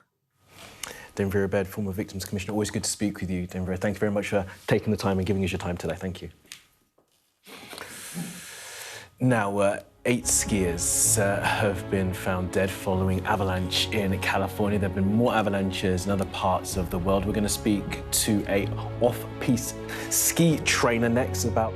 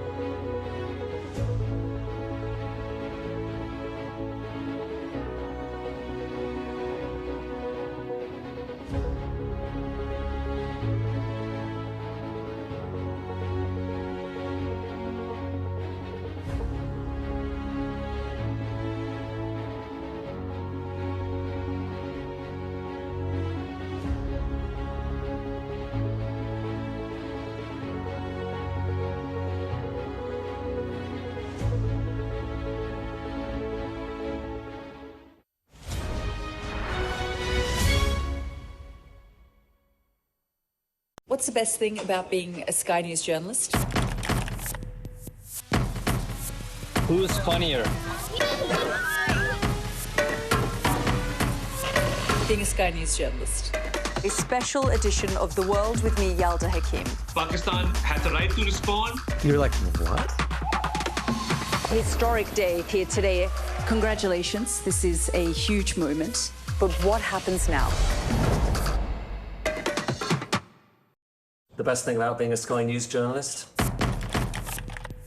I'm going to take you behind the scenes here for Election Night Live. They have gone up and up. Being a Sky News journalist. Ed Conway, Sky News, is anyone going to talk to us? Mortgage rates did go up very sharply during your time in office. Here it is. First off, just the scale of what we're looking at. Our data shows it's been happening. Question is why it hasn't been stopped.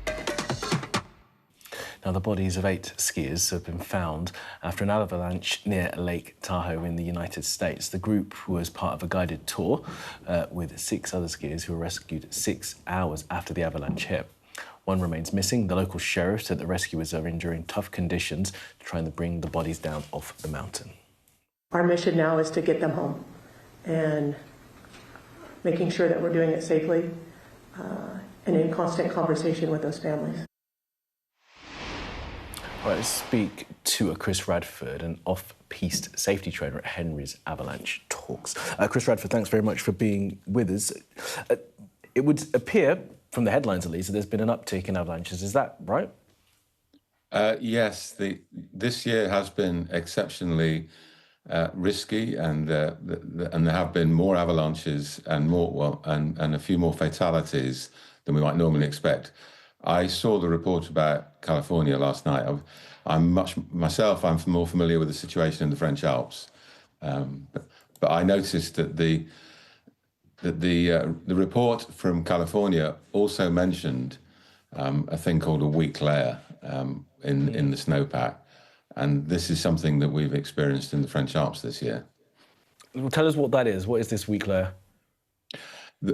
The weak layer arose in the French Alps because we had some snow at the beginning of November, and then we had 5 weeks of cold, dry, sunny weather, which is lovely, and the skiers enjoy it. But what happens in that period is that the cold weather causes the snow to change from nice fluffy snow to sort of snow with a characteristic of sugar crystals. And if you know sugar, if you pick it up, it just falls through your hand. And it's got no consistency at all.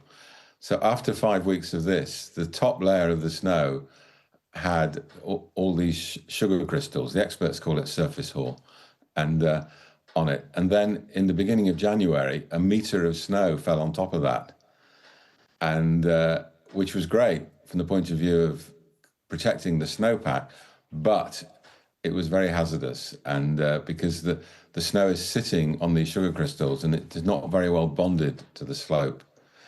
And then in the last 2 weeks, the French Alps has experienced another 2 meters of snow. In fact, there's about 40 centimeters falling today. Wow. So the snowpack is unstable. Interesting. In my research for this, I came across a quote from an avalanche forecaster called Henry Shinewind, who said that 90% of avalanches are triggered by humans and are largely avoidable. Is that right? Yes, Henry's my colleague. Yeah, the snowpack largely stays stable and until somebody stands on it. Right. And then it's the weight of 1 or 2 skiers can transform the stability of the pack and cause a very large-scale release, both above and around the skier. And we believe that is what happened in Val d'Isère when there were 2 British and 1 French person killed last Friday. So a lot of the time, it is okay, because if you don't go off-piste and you don't go onto these avalanche-prone slopes, then you will not expect to experience a problem. But if you do go onto the avalanche-prone slopes, then there is a second problem, which is that many times people go on and nothing happens. So they go and they think, oh, it's okay then, nothing happened. And then that creates a sense of confidence and familiarity, and then unfortunately somebody does go and something does happen. So there's a we call it there's a low probability of an incident, but if the incident happens, it's fatal and high consequence. So, I mean, look, is the advice then to stay on the pistes? I mean, I understand that in Europe, about 100 people are killed in Avalanche every year.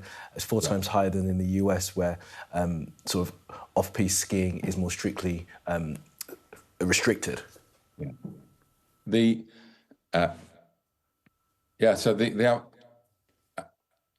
mean, essentially, most of the time, the off-piste is safe for people who know what they're doing, who are equipped and trained. In the last week and 10 days in France, the French authorities have changed their advice. Normally their advice is, if you don't know what you're doing, go with a guide, but only go if you're experienced and trained. But they changed their advice in the last week and they said off-piste is strongly not advised.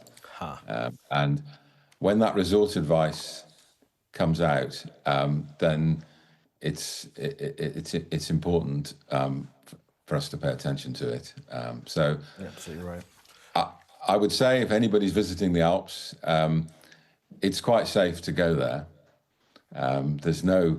If you follow the advice of the authorities, and right now in Val d'Isère, there are a few roads closed, a lot of footpaths are closed, but it's okay to walk around the town.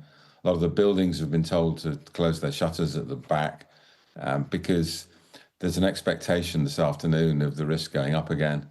And so if you follow the resort advice, which is clearly published on their app and their website, then I don't really see, it's no more dangerous. I mean, it's more dangerous probably driving up there than it is than walking around in the resort. All right, Chris, look, we appreciate your time and expertise on the matter. Chris, a piece there from Henry's Avalanche Talks. Thanks, Chris. Thank you. All right, now campaigning for the Gorton and Denton by-election is in its final week. It's going to be a major test for Labour's support there. Reform and the Greens have thrown the race for the seat wide open. Our People and Politics correspondent, Nick Martin, has been speaking to voters about some of their frustrations. This is no ordinary by-election. It might feel local, but it is being watched very closely in Westminster. In a seat with differing communities pulling in different political directions, the tiniest of shifts could be significant, and that makes for a fascinating contest. Gorton, classic Labour territory. At one time, Labour couldn't lose here. Now, anyone who knows me knows I'm actually quite a big fan. In fact, I love an indoor market. They're a great place for a gossip, and they're a great place to talk about politics. So where are you in politics at the moment, and what are the big issues for you? I don't like Labour, and it's Keir Starmer I don't like. Right. I didn't like him even before he got into power. He was the reason I wouldn't vote for Labour. But have you been a Labour voter? Yes. I think it's going to be reform, because I don't think there's really anybody else that I trust. As a woman of colour, I feel like I'm under threat by reform. It's like they want to go backwards. Labour, Green, Reform, do any of these other parties talk to you about how they might improve your life? Yeah, I think Green definitely talks to me. I would have been probably more likely to vote Labour in the past, but I think right now the only party that seems reasonable to go to is Green. Down the road is Longsight. It's full of shops and supermarkets selling fresh fruit and veg from around the world. Longsight is one of the youngest, most diverse parts of the constituency. It's a big Muslim community and there's a really strong sense of identity too. And it's that diversity which has underpinned Labour's support here for so many years. But the interesting thing here is that in the last couple of elections, support for Labour has tailed off. Who would you vote for? Mostly the Asian people, they are on the Labour side, mostly. But I'm thinking for Green. I'm sick and tired of the Labour policies and all. Cross the busy M60 motorway and we head into Denton. Minutes from the city and all of the opportunity that brings. But it doesn't feel like it. So this train is not going to stop at Denton.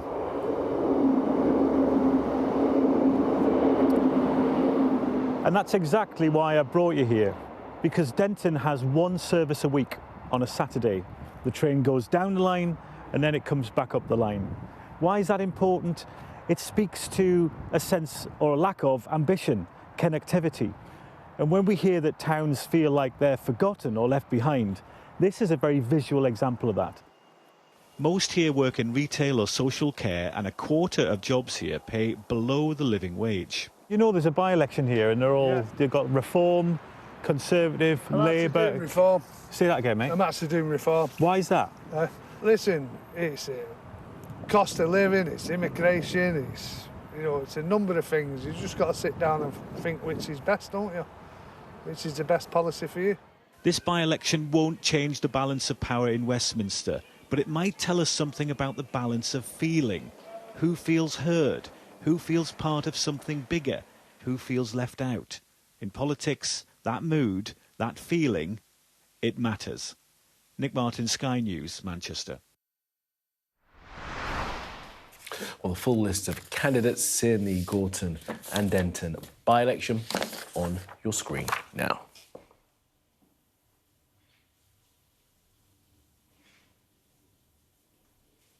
All right, well, stay with us here on Mornings. Coming up after this short break, I'm going to speak to Helen Dickinson from the British Retail Consortium about the threat to youth workers in the sector. I'm Dominic Waghorn, Sky's International Affairs Editor, covering a world that seems to be unravelling. War, unrest, revolutions. It's not his country, it's ours. They have succeeded for the first time in their country's history in removing a leader from power. No freedom! Sky News, the full story first. There was fighting here, but there's clearly now a lull, and they're using it to bring up more ammunition. This is a mass exodus in which Russia is hemorrhaging some of its brightest and its best. According to the local weather channel, there have been more than 2,500 lightning strikes and flash flooding, all on top of this week's lethal tornado. What stays with you most in this job is some of the people you meet. What is your worst fear about what the Russians want to do to the children? They're just boosting demographics by stealing young people. Would you like to take the opportunity, Mr. President, on Sky News to invite Barack Obama to come here? Mr. Trump, are you running for president? Can you confirm it? We're going to take a look, a very serious look. On that day, we saw your fighters killing women, killing children. Was that a mistake? Did you go too far? You couldn't control your fighters? The full force of the state is being used to crush any protest. Free wherever you get your news. It's half an hour now past the deadline that Hamas issued, and we've now seen a third barrage of rockets coming in. Another alarm. The mood here is jittery and nervous.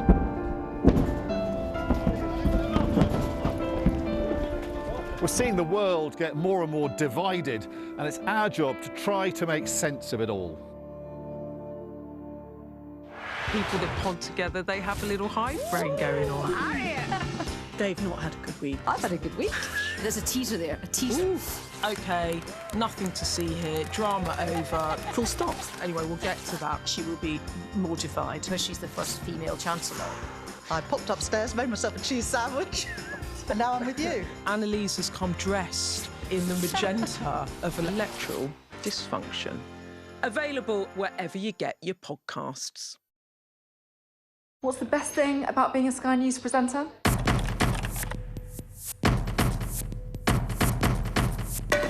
We've done the work and the reading, so you don't have to. Being a Sky News presenter. Hello and welcome. Westminster, the heart of British politics. I'm so sorry about what happened to you. So what on earth is going on? It's not true. Can I tell you what I think? It's really unusual. Mornings with Richard and Frost. Let's crack on. Let's get started. A survey from the British Retail Consortium has found unemployment costs in the top in the top 3 concerns among retail directors and may lead them to cut staff. I didn't read that very well, but Helen Dickinson is here from the British Retail Consortium to explain exactly what on earth I was talking about. So we're talking about the costs for employers to bring people into the business, right? Exactly. So we do a survey every 6 months. We ask finance directors, so the people in charge of the money in the businesses, what they're most worried about, and employment costs is shot to the top of that list. Around half of them of those businesses are looking to cut overtime and hours, and a third of them to actually freeze recruitment. So that's on the back of the unemployment figures that were pretty disappointing coming out earlier in the week.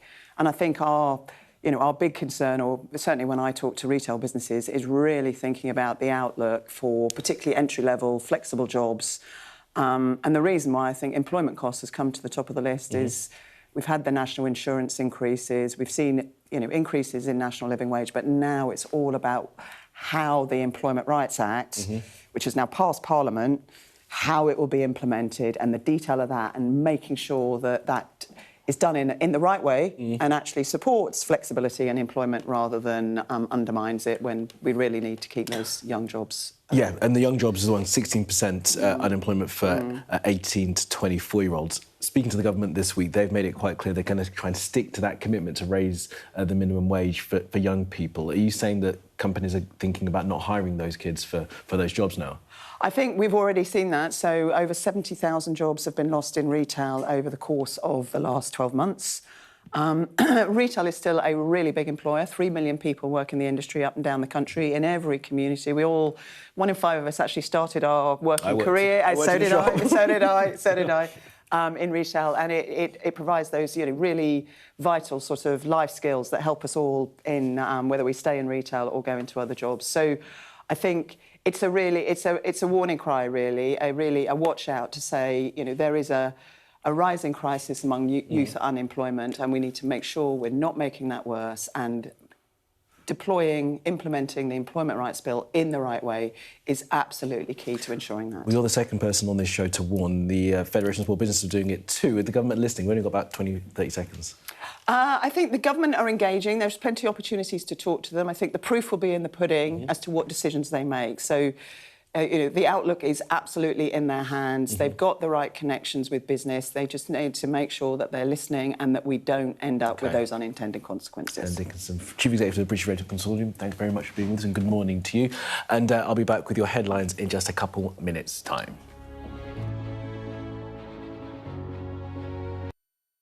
The best thing about being a Sky News journalist? They call him the king of the jungle.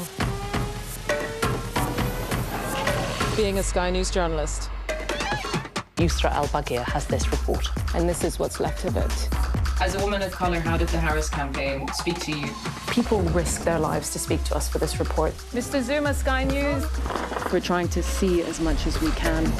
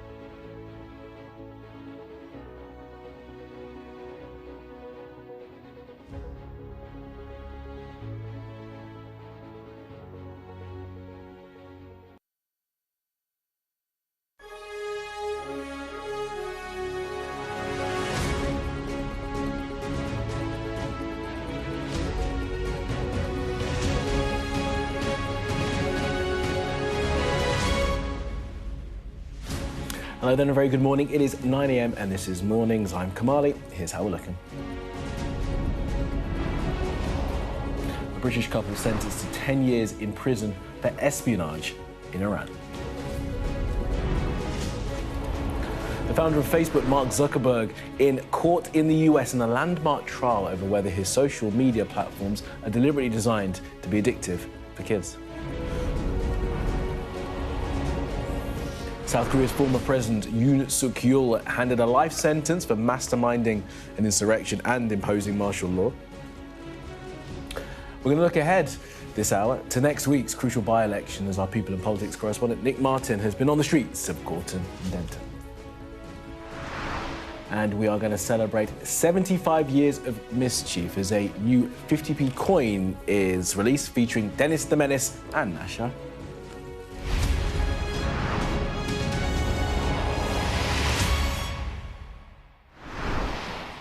Thank you for being with us. A British couple has been sentenced to 10 years in prison in Iran for spying.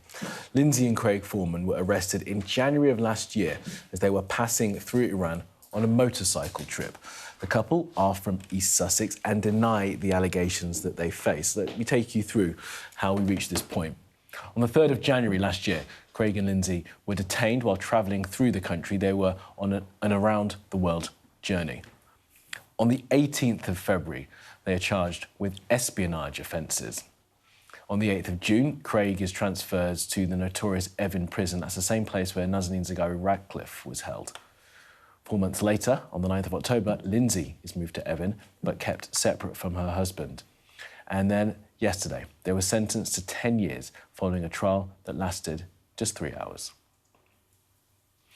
Well, earlier I spoke to the Shadow National Security Minister, Alicia Kearns, who said the British government should have done more. The Iranian government solely are responsible for them being taken hostage, but the British government should have done more to get them home earlier, and they should be saying very clearly that the Foremans are not spies. They're not willing to say that the Foremans are not spies, and that is dangerous and wrong. So yes, they need to learn from previous cases. They need to have gotten them home before it got to trial, before it got to sentencing.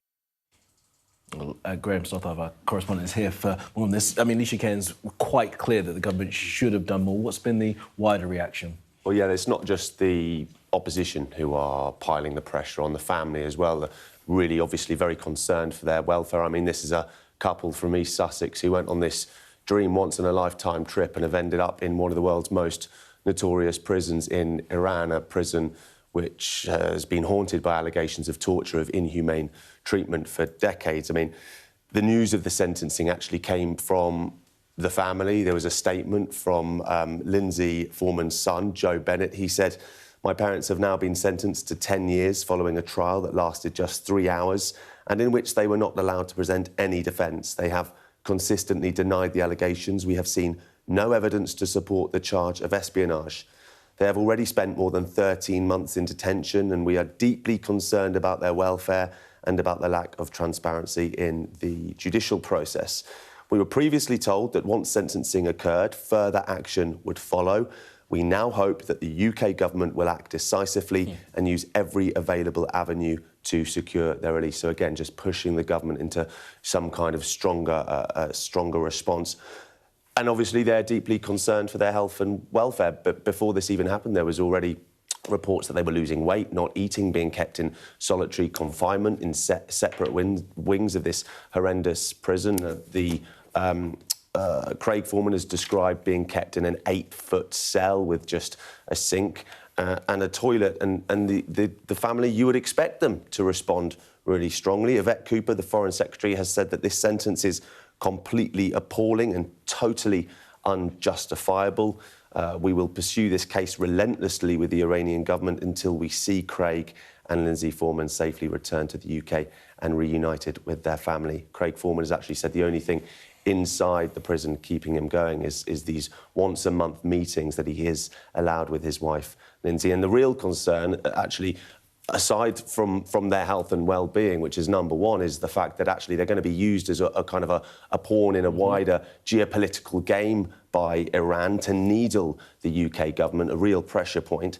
They've been accused of employing such tactics before, as you mentioned, with Nazanin Zaghari-Ratcliffe. She was kept in that same prison up to nearly 6 years. She was detained for an old debt that the British government was alleged to have owed Iran from the 1970s, and that was rumbling around in international and UK courts for years and years and years when she was at the sharp end. So this is a really concerning development for Lindsay and Craig Foreman. We've been in touch with Lindsay's sons, Joe Bennett's local MP, Tony Vaughan. He's been incredibly vocal all throughout this case. He's called this shocking, a totally unfair legal process, and he's asking the government to pile the pressure on Iranian authorities as well. Treat this case with the authority it deserves. Absolutely. All right, Graham, appreciate the reporting. As always, thank you for that. I'm very pleased to say now we can now speak to Anousheh Ashouri, a British-Iranian engineer who was held in Iran in Evin prison for over 10 years.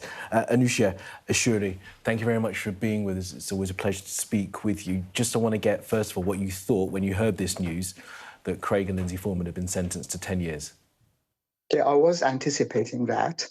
Unfortunately, it has been our experience that the British government won't be proactive in securing their release, and that other British nationals who are currently detained in Iran, unless they are under relentless pressure by their families involved. And that is really sad, because we have been going through this again and again, and if the British government keeps this in action, this is going to continue forever. Yeah. So, of course, in your case, it was two British governments, a Conservative-led one and a Labour-led government as well. What is the inaction? We heard from Alicia Cairns, the shadow minister, who was talking about the fact that the government hasn't even told the Iranians that Lindsay and Craig aren't spies. Can that be right?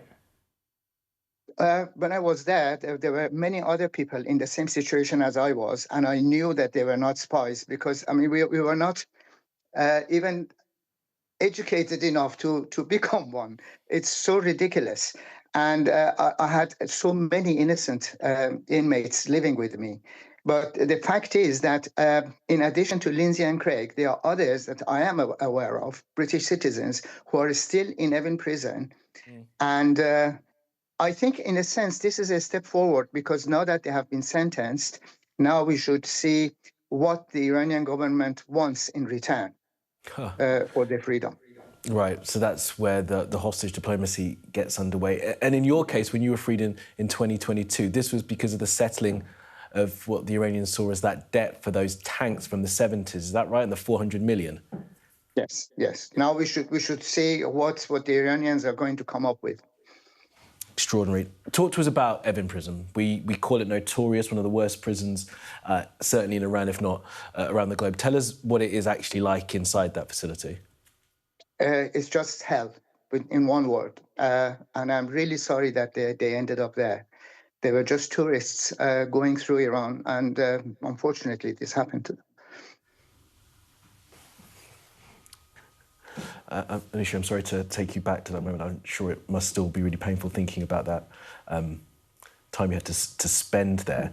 Back to the government. So, look, we've heard that there are these meetings. The Foreign Secretary is going to speak to the Iranians now. You said that we just have to wait for the Iranians to come and tell us what it is they want. Is that where we find ourselves? We have been through these scenarios. I have been through it. Nazanin has been through it, Richard. And unfortunately, it's just words, empty words.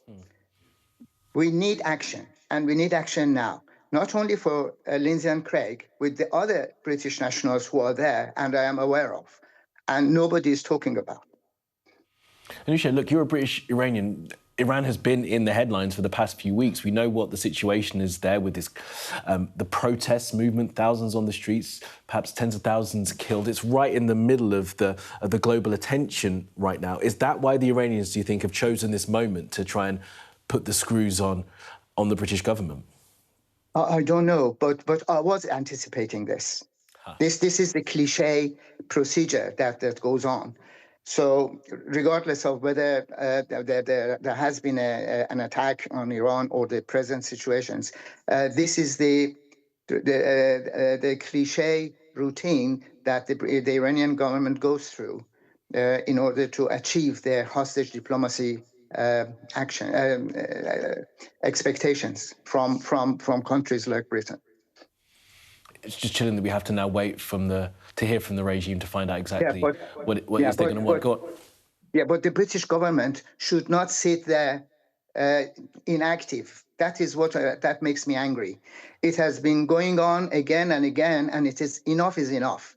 They should be released. They should work full throttle so that they could get them out of that cesspool. Even as I am speaking, I'm becoming very emotional because I know where they are and I know what the hell that place is. Please get them out. And the other British citizens who are there now. Anousheh, what can be done, though, right? Because you're dealing with a regime, an authoritarian regime that's willing to kill its own citizens for coming onto the streets, demanding that they can have an open, democratic life. How can this government actually pressurize those in power in Tehran to do this when, you sadly had to sit there languishing for 10, 12 years, Nazanin Zaghari-Ratcliffe and others had to go through this for such a long time because this government, the regime there in Iran, won't listen to Western governments? Yeah, we are not politicians. They are there, they are sitting there, they are getting paid to do things that relate to situations like this. So they must know the solution. They know the leverages that they can use to get them out. And also for this not to happen again. Otherwise, we are going to see these stories over and again in the future, which is not acceptable. Anousheh, you are right that they are the politicians. They're the ones that should know how to do this. May I ask you just finally how your family are in the years that have now passed since you have been released? Of course, you're back home in London with your family. We have been going through a lot. My son and my daughter are still going through trauma therapy. I myself have flashbacks. It doesn't end when you are released. And unfortunately, the British government has done nothing to help us. In fact, the only organization that helped us was Hostage International and Amnesty International. These are the two. And we have never received any help from the British government so far. Anousheh Ashuri, I appreciate you joining us today. And thank you very much for your time. I wish you the best to you and to your family. And thank you for coming on and telling us your story. Thank you, Anousheh. Thank you. Well, the British government say they are going to do all they can to try and free Craig and Lindsay Foreman, as we heard from Anousheh there, who was held in Evin prison for 12 years at least. He thinks that more can be done and must be done to bring them home from what he described as a place like hell. Now to South Korea, and the former president, Yoon Suk-yeol, has been sentenced to life for a botched attempt to take control of the country. The former president was found guilty of leading an insurrection. Prosecutors have called for the death penalty for him. Well, let's bring in our correspondent, Nicole Johnston, for a bit more on this. Nicole, great to have you with us. So they wanted the death penalty, they got life in prison. What now? That's right. Well, it's clearly game over for Yoon Suk-yeol. This is the result that South Koreans had been waiting for. We know that most of the country was outraged and horrified by his attempt back in December 2024 to impose martial law. And just to remind people what happened then, it was at night time on the 3rd of December. He sent the military in, surrounded the National Assembly building. Extraordinary scenes. People might remember seeing them of these hundreds, thousands of troops on the streets, the politicians holed up inside the building. And this whole event went on for about 6 hours until he finally stood down and has been going through this very long legal process, facing 8 different trials. But clearly the former president, he's now sort of going to be locked up for the rest of his life. The most significant thing, as you said, is the fact that the prosecution had been going for the death penalty. That isn't the result that they got, but I'm sure most people in South Korea will be quite satisfied with this result. We know, though, that he did have some support still, and we would expect to see some demonstrations, protests over the weekend after this result. But I don't think they'll be massive. Most South Koreans really want to just move on from this. And I think perhaps the most notable thing from this sort of whole ordeal the country's been through is how resilient it's been. Its institutions, despite being absolutely shaken to the core, have managed to hold up. The economy, civil society groups and the democracy is still intact because it was a huge shock, not only to South Korea, to Asia, but to the world, to see one of the most stable countries in Asia go through something like this. But this is the result that many people had been waiting for, and I think now we'll start to see some solid signs of real stability start to return to South Korea. All right, Nicole, for now, appreciate the reporting. Thank you. Now, the boss of Meta, Mark Zuckerberg, has been under intense questioning in a court in California, having to deny allegations that his social media sites, which include Facebook and Instagram, of course, were intentionally designed to addict young people. The case was brought by a now 20-year-old woman who claims that her early use of social addicted her to the technology, exacerbating her depression and suicidal thoughts. Now, this is all being seen as a major test as to whether or not tech firms can be held legally responsible for what their products do to children. And speaking outside of the courts there in Los Angeles, some parents had some strong words for Zuckerberg. You could fix this tomorrow. You could save lives tomorrow if you wanted to. Shame on you. I mean, I think that we know that Mark Zuckerberg and his company have not been truthful with their users many times over. Any parent who has a child that is on Instagram or Facebook knows that those safety promises are worth nothing. And I think the American people will see today that these companies have been lying to them to pad their own profits, and kids have died because of it. Well, US correspondent Martha Kellner was in court and filed us this report. This is the first time in front of a jury that Mark Zuckerberg is having to respond to claims that he and his company put profits over the health and well-being of children. The plaintiff in this case is being identified only as KGM. She's now 20 years old, but she first used Instagram when she was 9 years old. She and her lawyers say she became addicted to social media and that it had an incredibly damaging impact on her mental health. Mark Zuckerberg has been asked about Instagram's policy, apologies, which doesn't allow under 13-year-olds on Instagram. But there are documents which circulated internally within Facebook, which KGM's lawyers say prove that children under 13 are on Instagram in large numbers. They highlighted an email which was sent by Nick Clegg, who was, of course, head of global affairs at Facebook and Instagram, that he said that the fact that we have age limits that are unenforced and possibly unenforceable makes it difficult to claim we're doing all we can. The lawyers in this case also, for the plaintiff, also cited internal chat messages between Facebook employees in 2017. Employee number one says, "Oh, good, we're going after under 13-year-olds now." Another employee responds, "Zuck has been talking about that for a while." The initial employee responds, "Yeah, it was gross the last time." Mark Zuckerberg is having to defend the allegation that his platforms, Facebook and Instagram, are inherently addictive. This idea that some of the features that are contained on those platforms, things like beauty filters and the fact that videos are set to autoplay, mean that they are even more addictive for children and teenagers. As Martha Kellner there reporting from LA. Let's bring in Mickey Carroll, our science and technology reporter. Mickey, morning to you. So just talk to us about the significance of Zuckerberg being on trial. Yeah, I mean, it was a massive moment. I think personally for him, he was in front of a jury for the first time.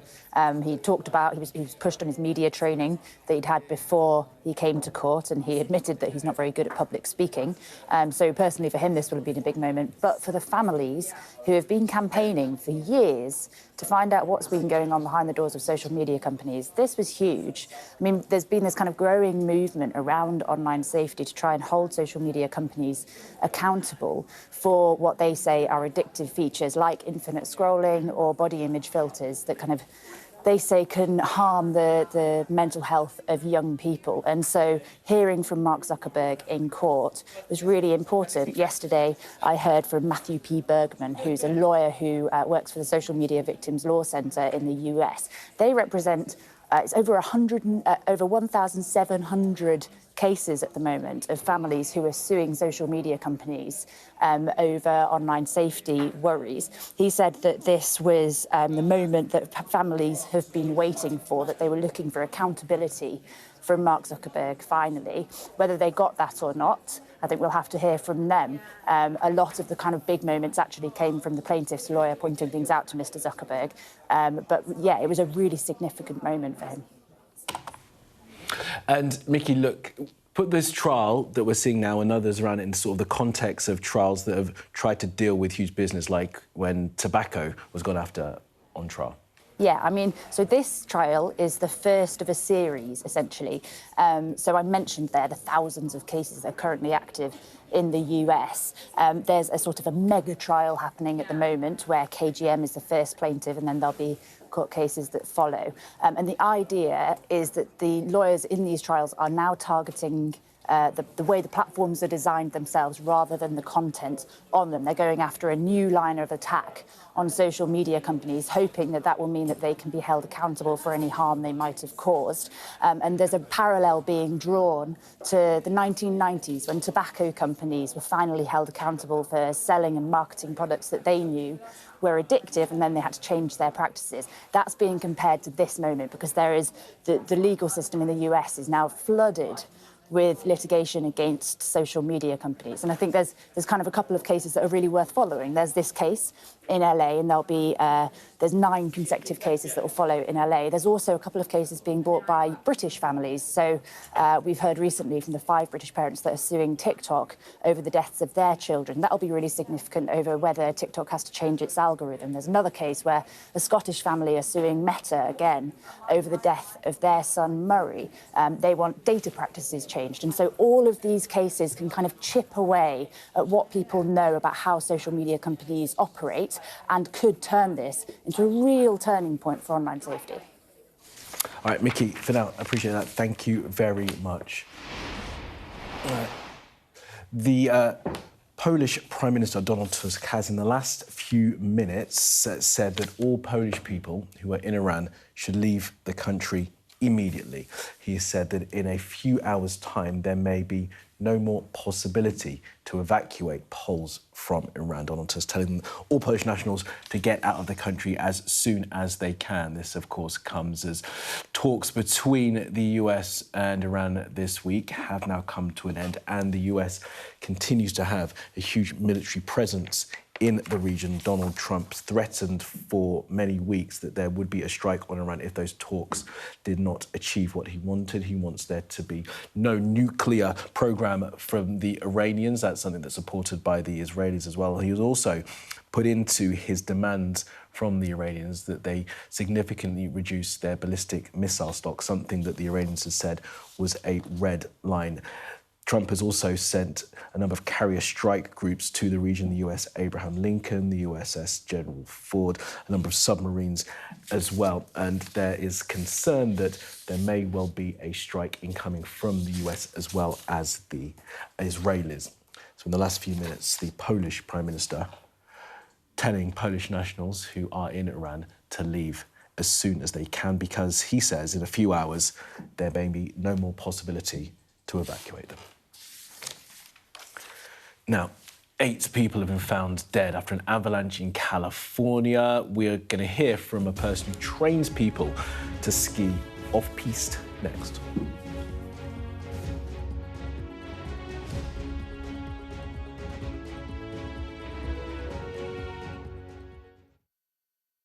Well, hello, and thank you for watching. Tonight on The Wrap, we will be joined by the very best commentators to explain the how and the why. He did know what he was doing. Both agree on that, can we? No. No.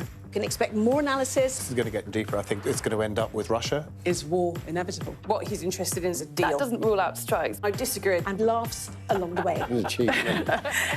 Plus, a look at tomorrow's headlines. The Wrap. Everything wrapped up for you from 10.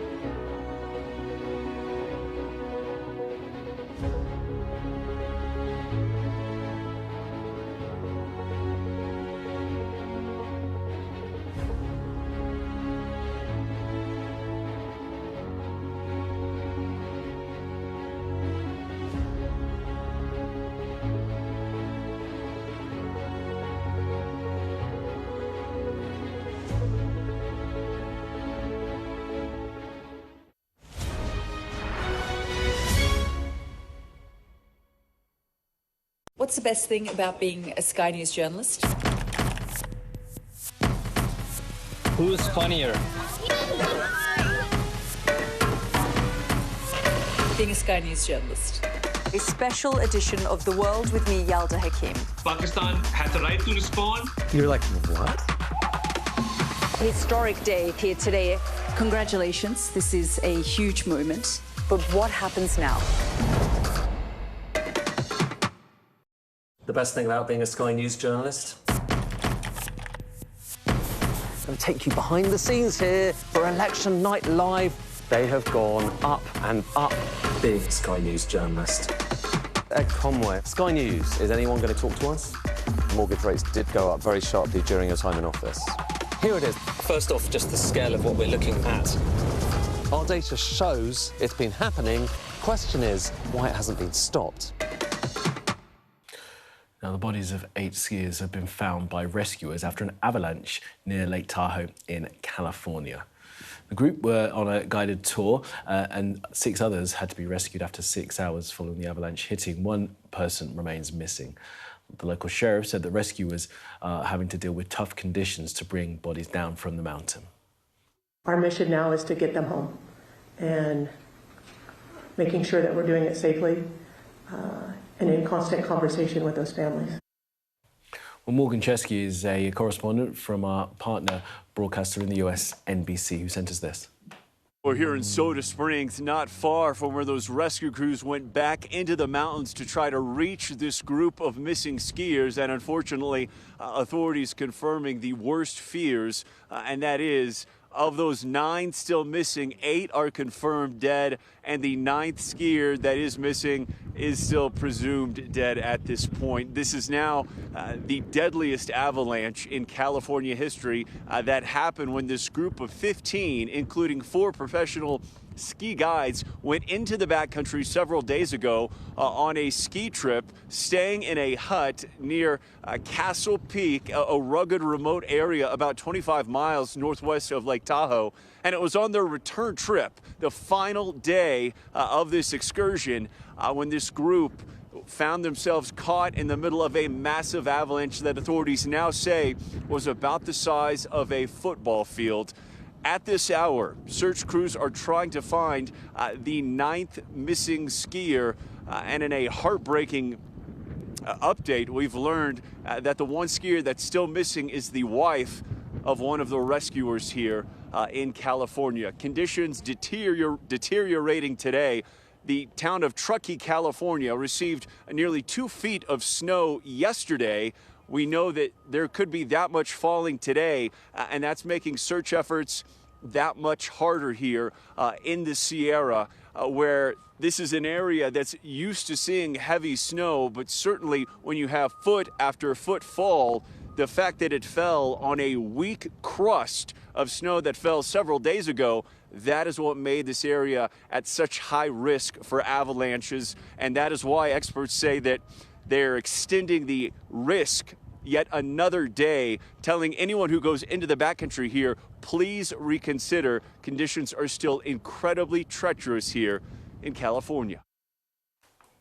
All right, well, stay with us, because coming up next, we're going to look at some of the issues facing children with special educational needs, especially those who are visually impaired.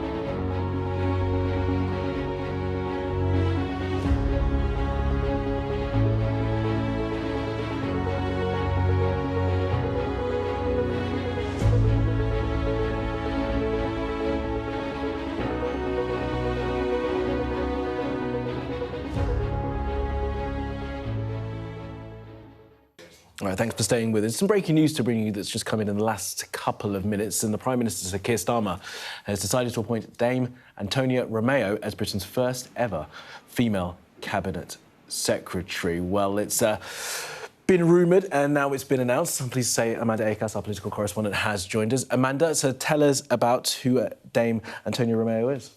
Well, she's currently Permanent Secretary at the Home Office, so been working with Shabana Mahmood on her efforts to reform the asylum system. But she's a very long-serving and high-profile civil servant. She was in the running for the job last time around when Chris Wormald got the job back in 2024. She was down to the short list of 4. She didn't get the job then, but Sir Keir Starmer and Chris Wormald didn't seem to work terribly well together. He's recently departed following a number of other high-profile exits from Downing Street. And now Sir Keir Starmer's clearly decided that he wanted to go with Dame Antonia Romeo after all.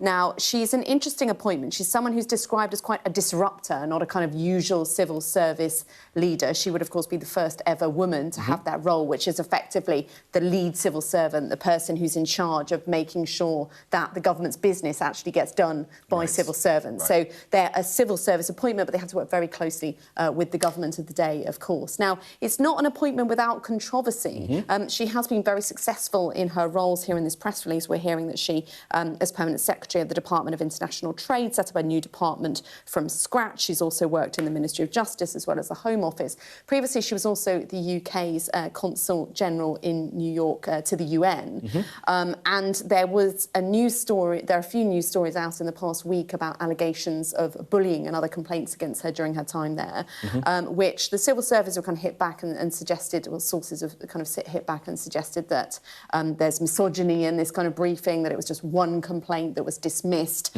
and that perhaps people don't like her because she's someone who is willing to ruffle a few feathers. Investigated and no case to answer. Yes, indeed.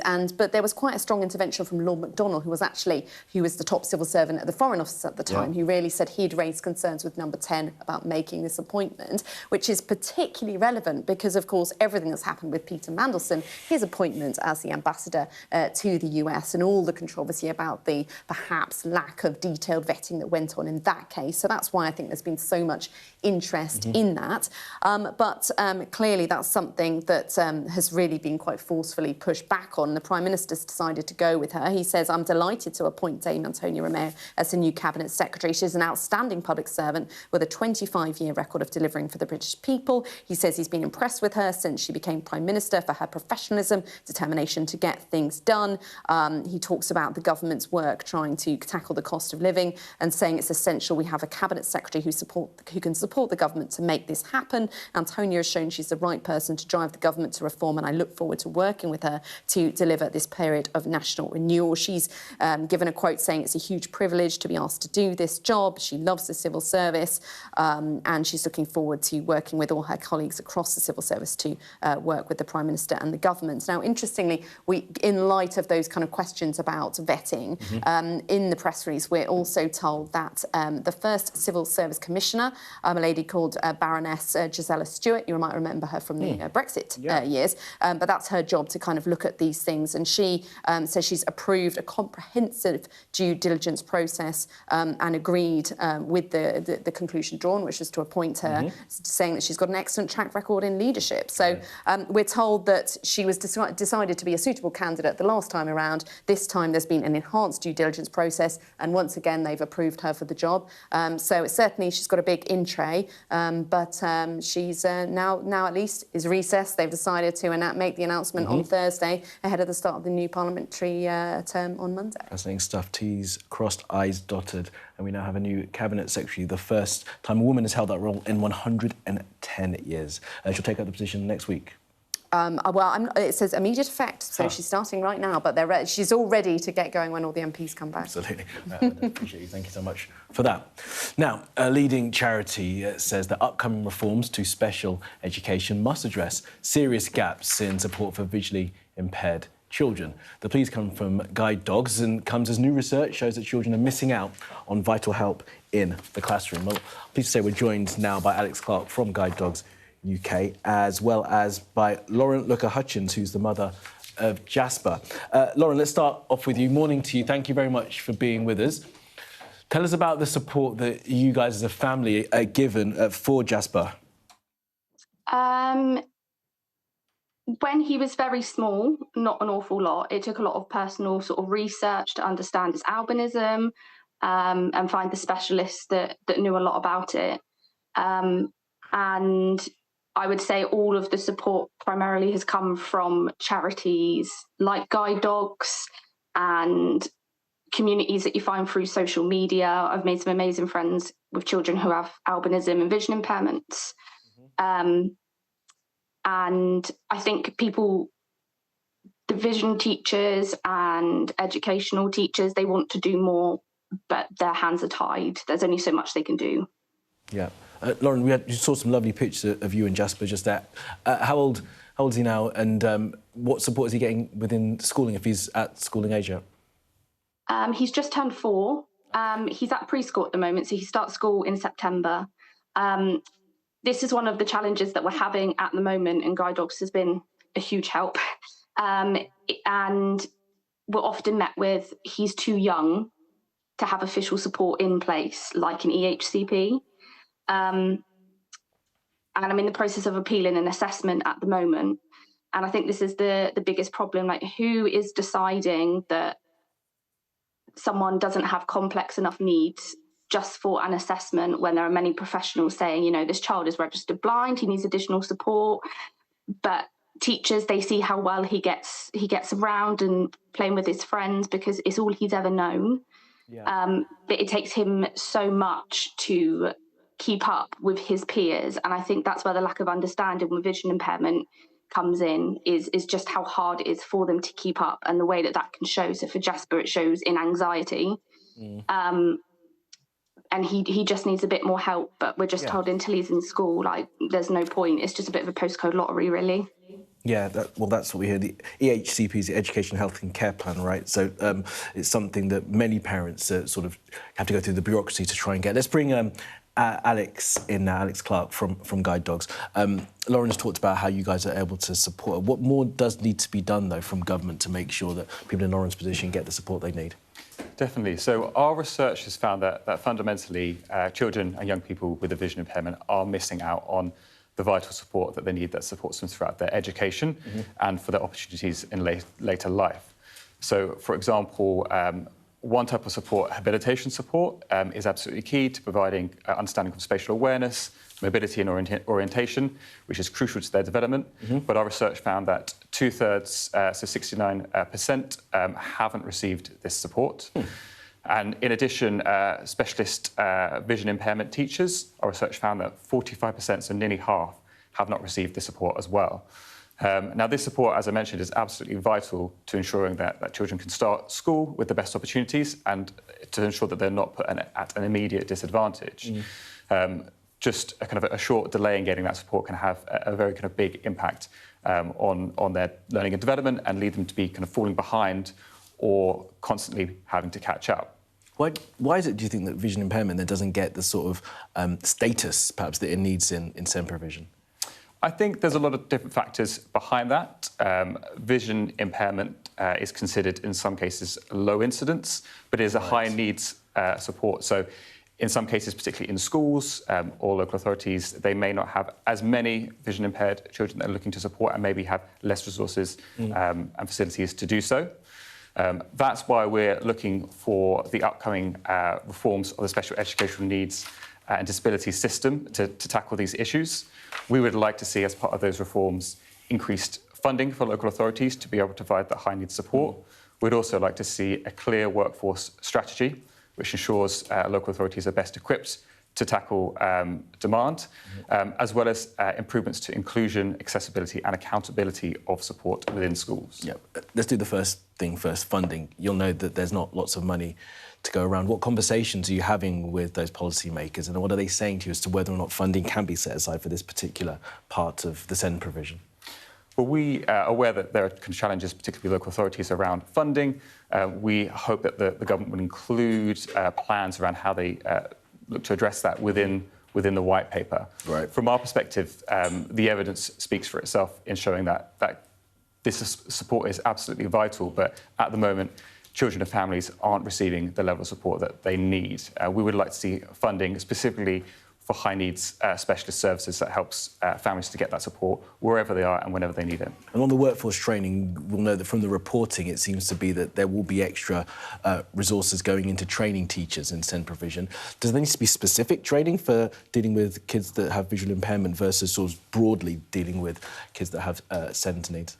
Well, vision impairments presents a unique set of challenges and does the school have to be set up differently as well for if they have kids that... So with the right support and the right training, children can absolutely thrive within traditional mainstream education settings. And we really welcome the new funding that's been put forward to improve teacher training with SEND and in particular with vision impairment. It's a really positive first step, and alongside that, we would like to have a better implementation of reasonable adjustments in the classroom to make classrooms more accessible.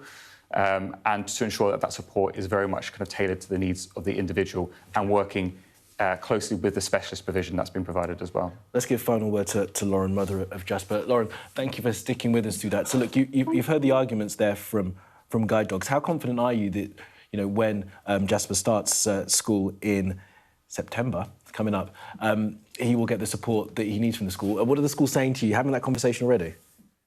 Yeah, the Senko at the school we've applied for is a mainstream school.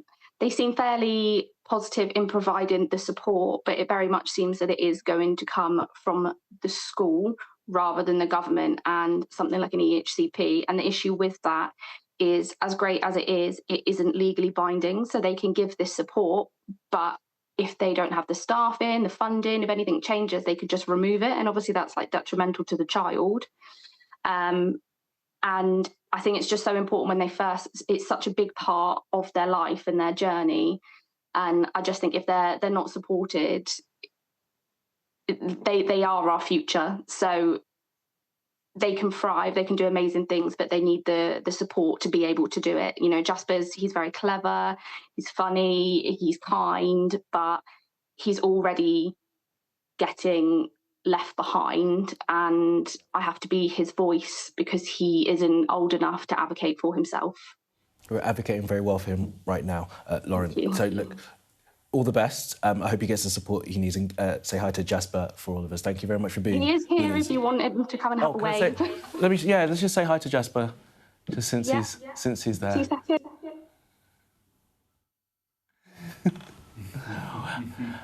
We've got on mute as we're calling Jasper over. He's coming. Come here, baby, quick. You come and say hello. Say hello to everybody. You say hi. Hi, Jasper. That's the face I pull when I wake up in the morning. Come on, tell me. Why are your eyes moving? Quick. Hello, buddy. Have you gone shy? Oh, it's all right. My 5-year-old gets very shy as well. But look, Lauren, Jasper, hello, there we go. What a lovely smile. All the best to you, Jasper. Lovely to see you. Because you've got albinism. Well done. You're dancing eyes. All right. Well, lovely to meet you, Jasper. Thank you so much, Lauren. All the best to you. And Alex, thanks so much as well for being with us and advocating on their behalf. Appreciate you. All right. Now, in India, Bill Gates has had to cancel his keynote address at an AI summit after that recent scrutiny over him featuring in those Epstein files. I'm pleased to say our technology correspondent, Roland Manthorpe, is here with us. Hello, Roland. Nice to meet you. How are you? Yeah, good. Oh, Jasper. I know, what cute little guy. I know, so sweet. Hope he gets the support he needs. Yes. Look, so Gates has had to cancel. Talk us through that, and also what India are trying to do with this AI forum. Well, I think we all know the reasons why Bill Gates had to cancel, and I think that will be completely understandable. They might be quite glad to be free of that controversy there, but on the other hand, they will be quite disappointed in some ways, because I think Bill Gates exemplifies a lot of what they're trying to do with AI in India. His foundation funds enormous amounts of malaria research there, and they use AI for mapping in that area. And the idea behind this summit is the 4th global summit. The first one was in the UK. So the Sudan one? Exactly. Right. Yeah, you might remember it. And the funny thing is, right, that was called the AI Safety Summit. This one, small change of wording, is called the AI Impact Summit. Yeah, and a lot of the impact they're looking for in India is, well, how can AI help us with all our many challenges, and of course, especially economic growth. That's what they're really looking for. How do we basically get what we need out of AI? Very interesting stuff. Roland, appreciate you, as always. Thank you very much for being with us. Pleasure. All right. Now, coming up next, I'm going to speak to a man from the Beano. Yes, the comic book, as the 50p coin is soon to feature Dennis the Menace and his dog Nasha.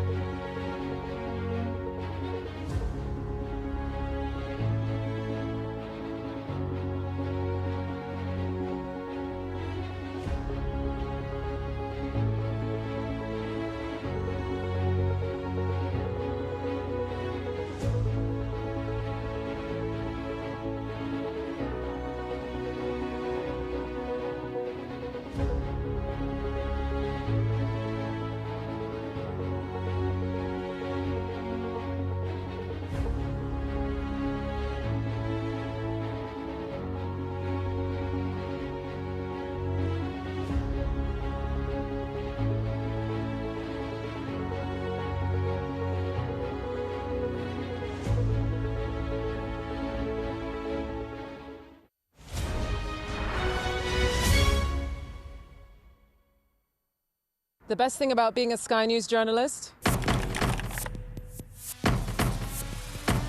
They call him the king of the jungle.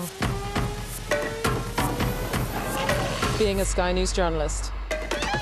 Yusra Al-Baghir has this report. And this is what's left of it. As a woman of colour, how did the Harris campaign speak to you? People risk their lives to speak to us for this report. Mr. Zuma, Sky News. We're trying to see as much as we can.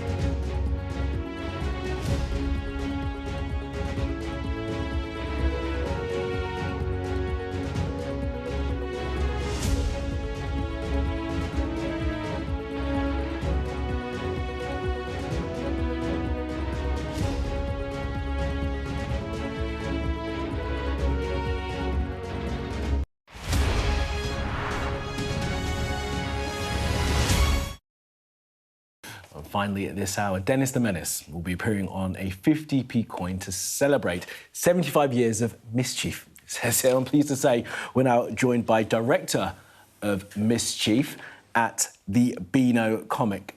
His name's Mike Sterling, and there he is, dressed as Dennis the Menace with Nasha. Mike, morning to you. How are you? Good morning. Great to have see you with us. Yeah, good to see you too, man. So look, first of all, excellent title. What does a Director of Mischief actually do?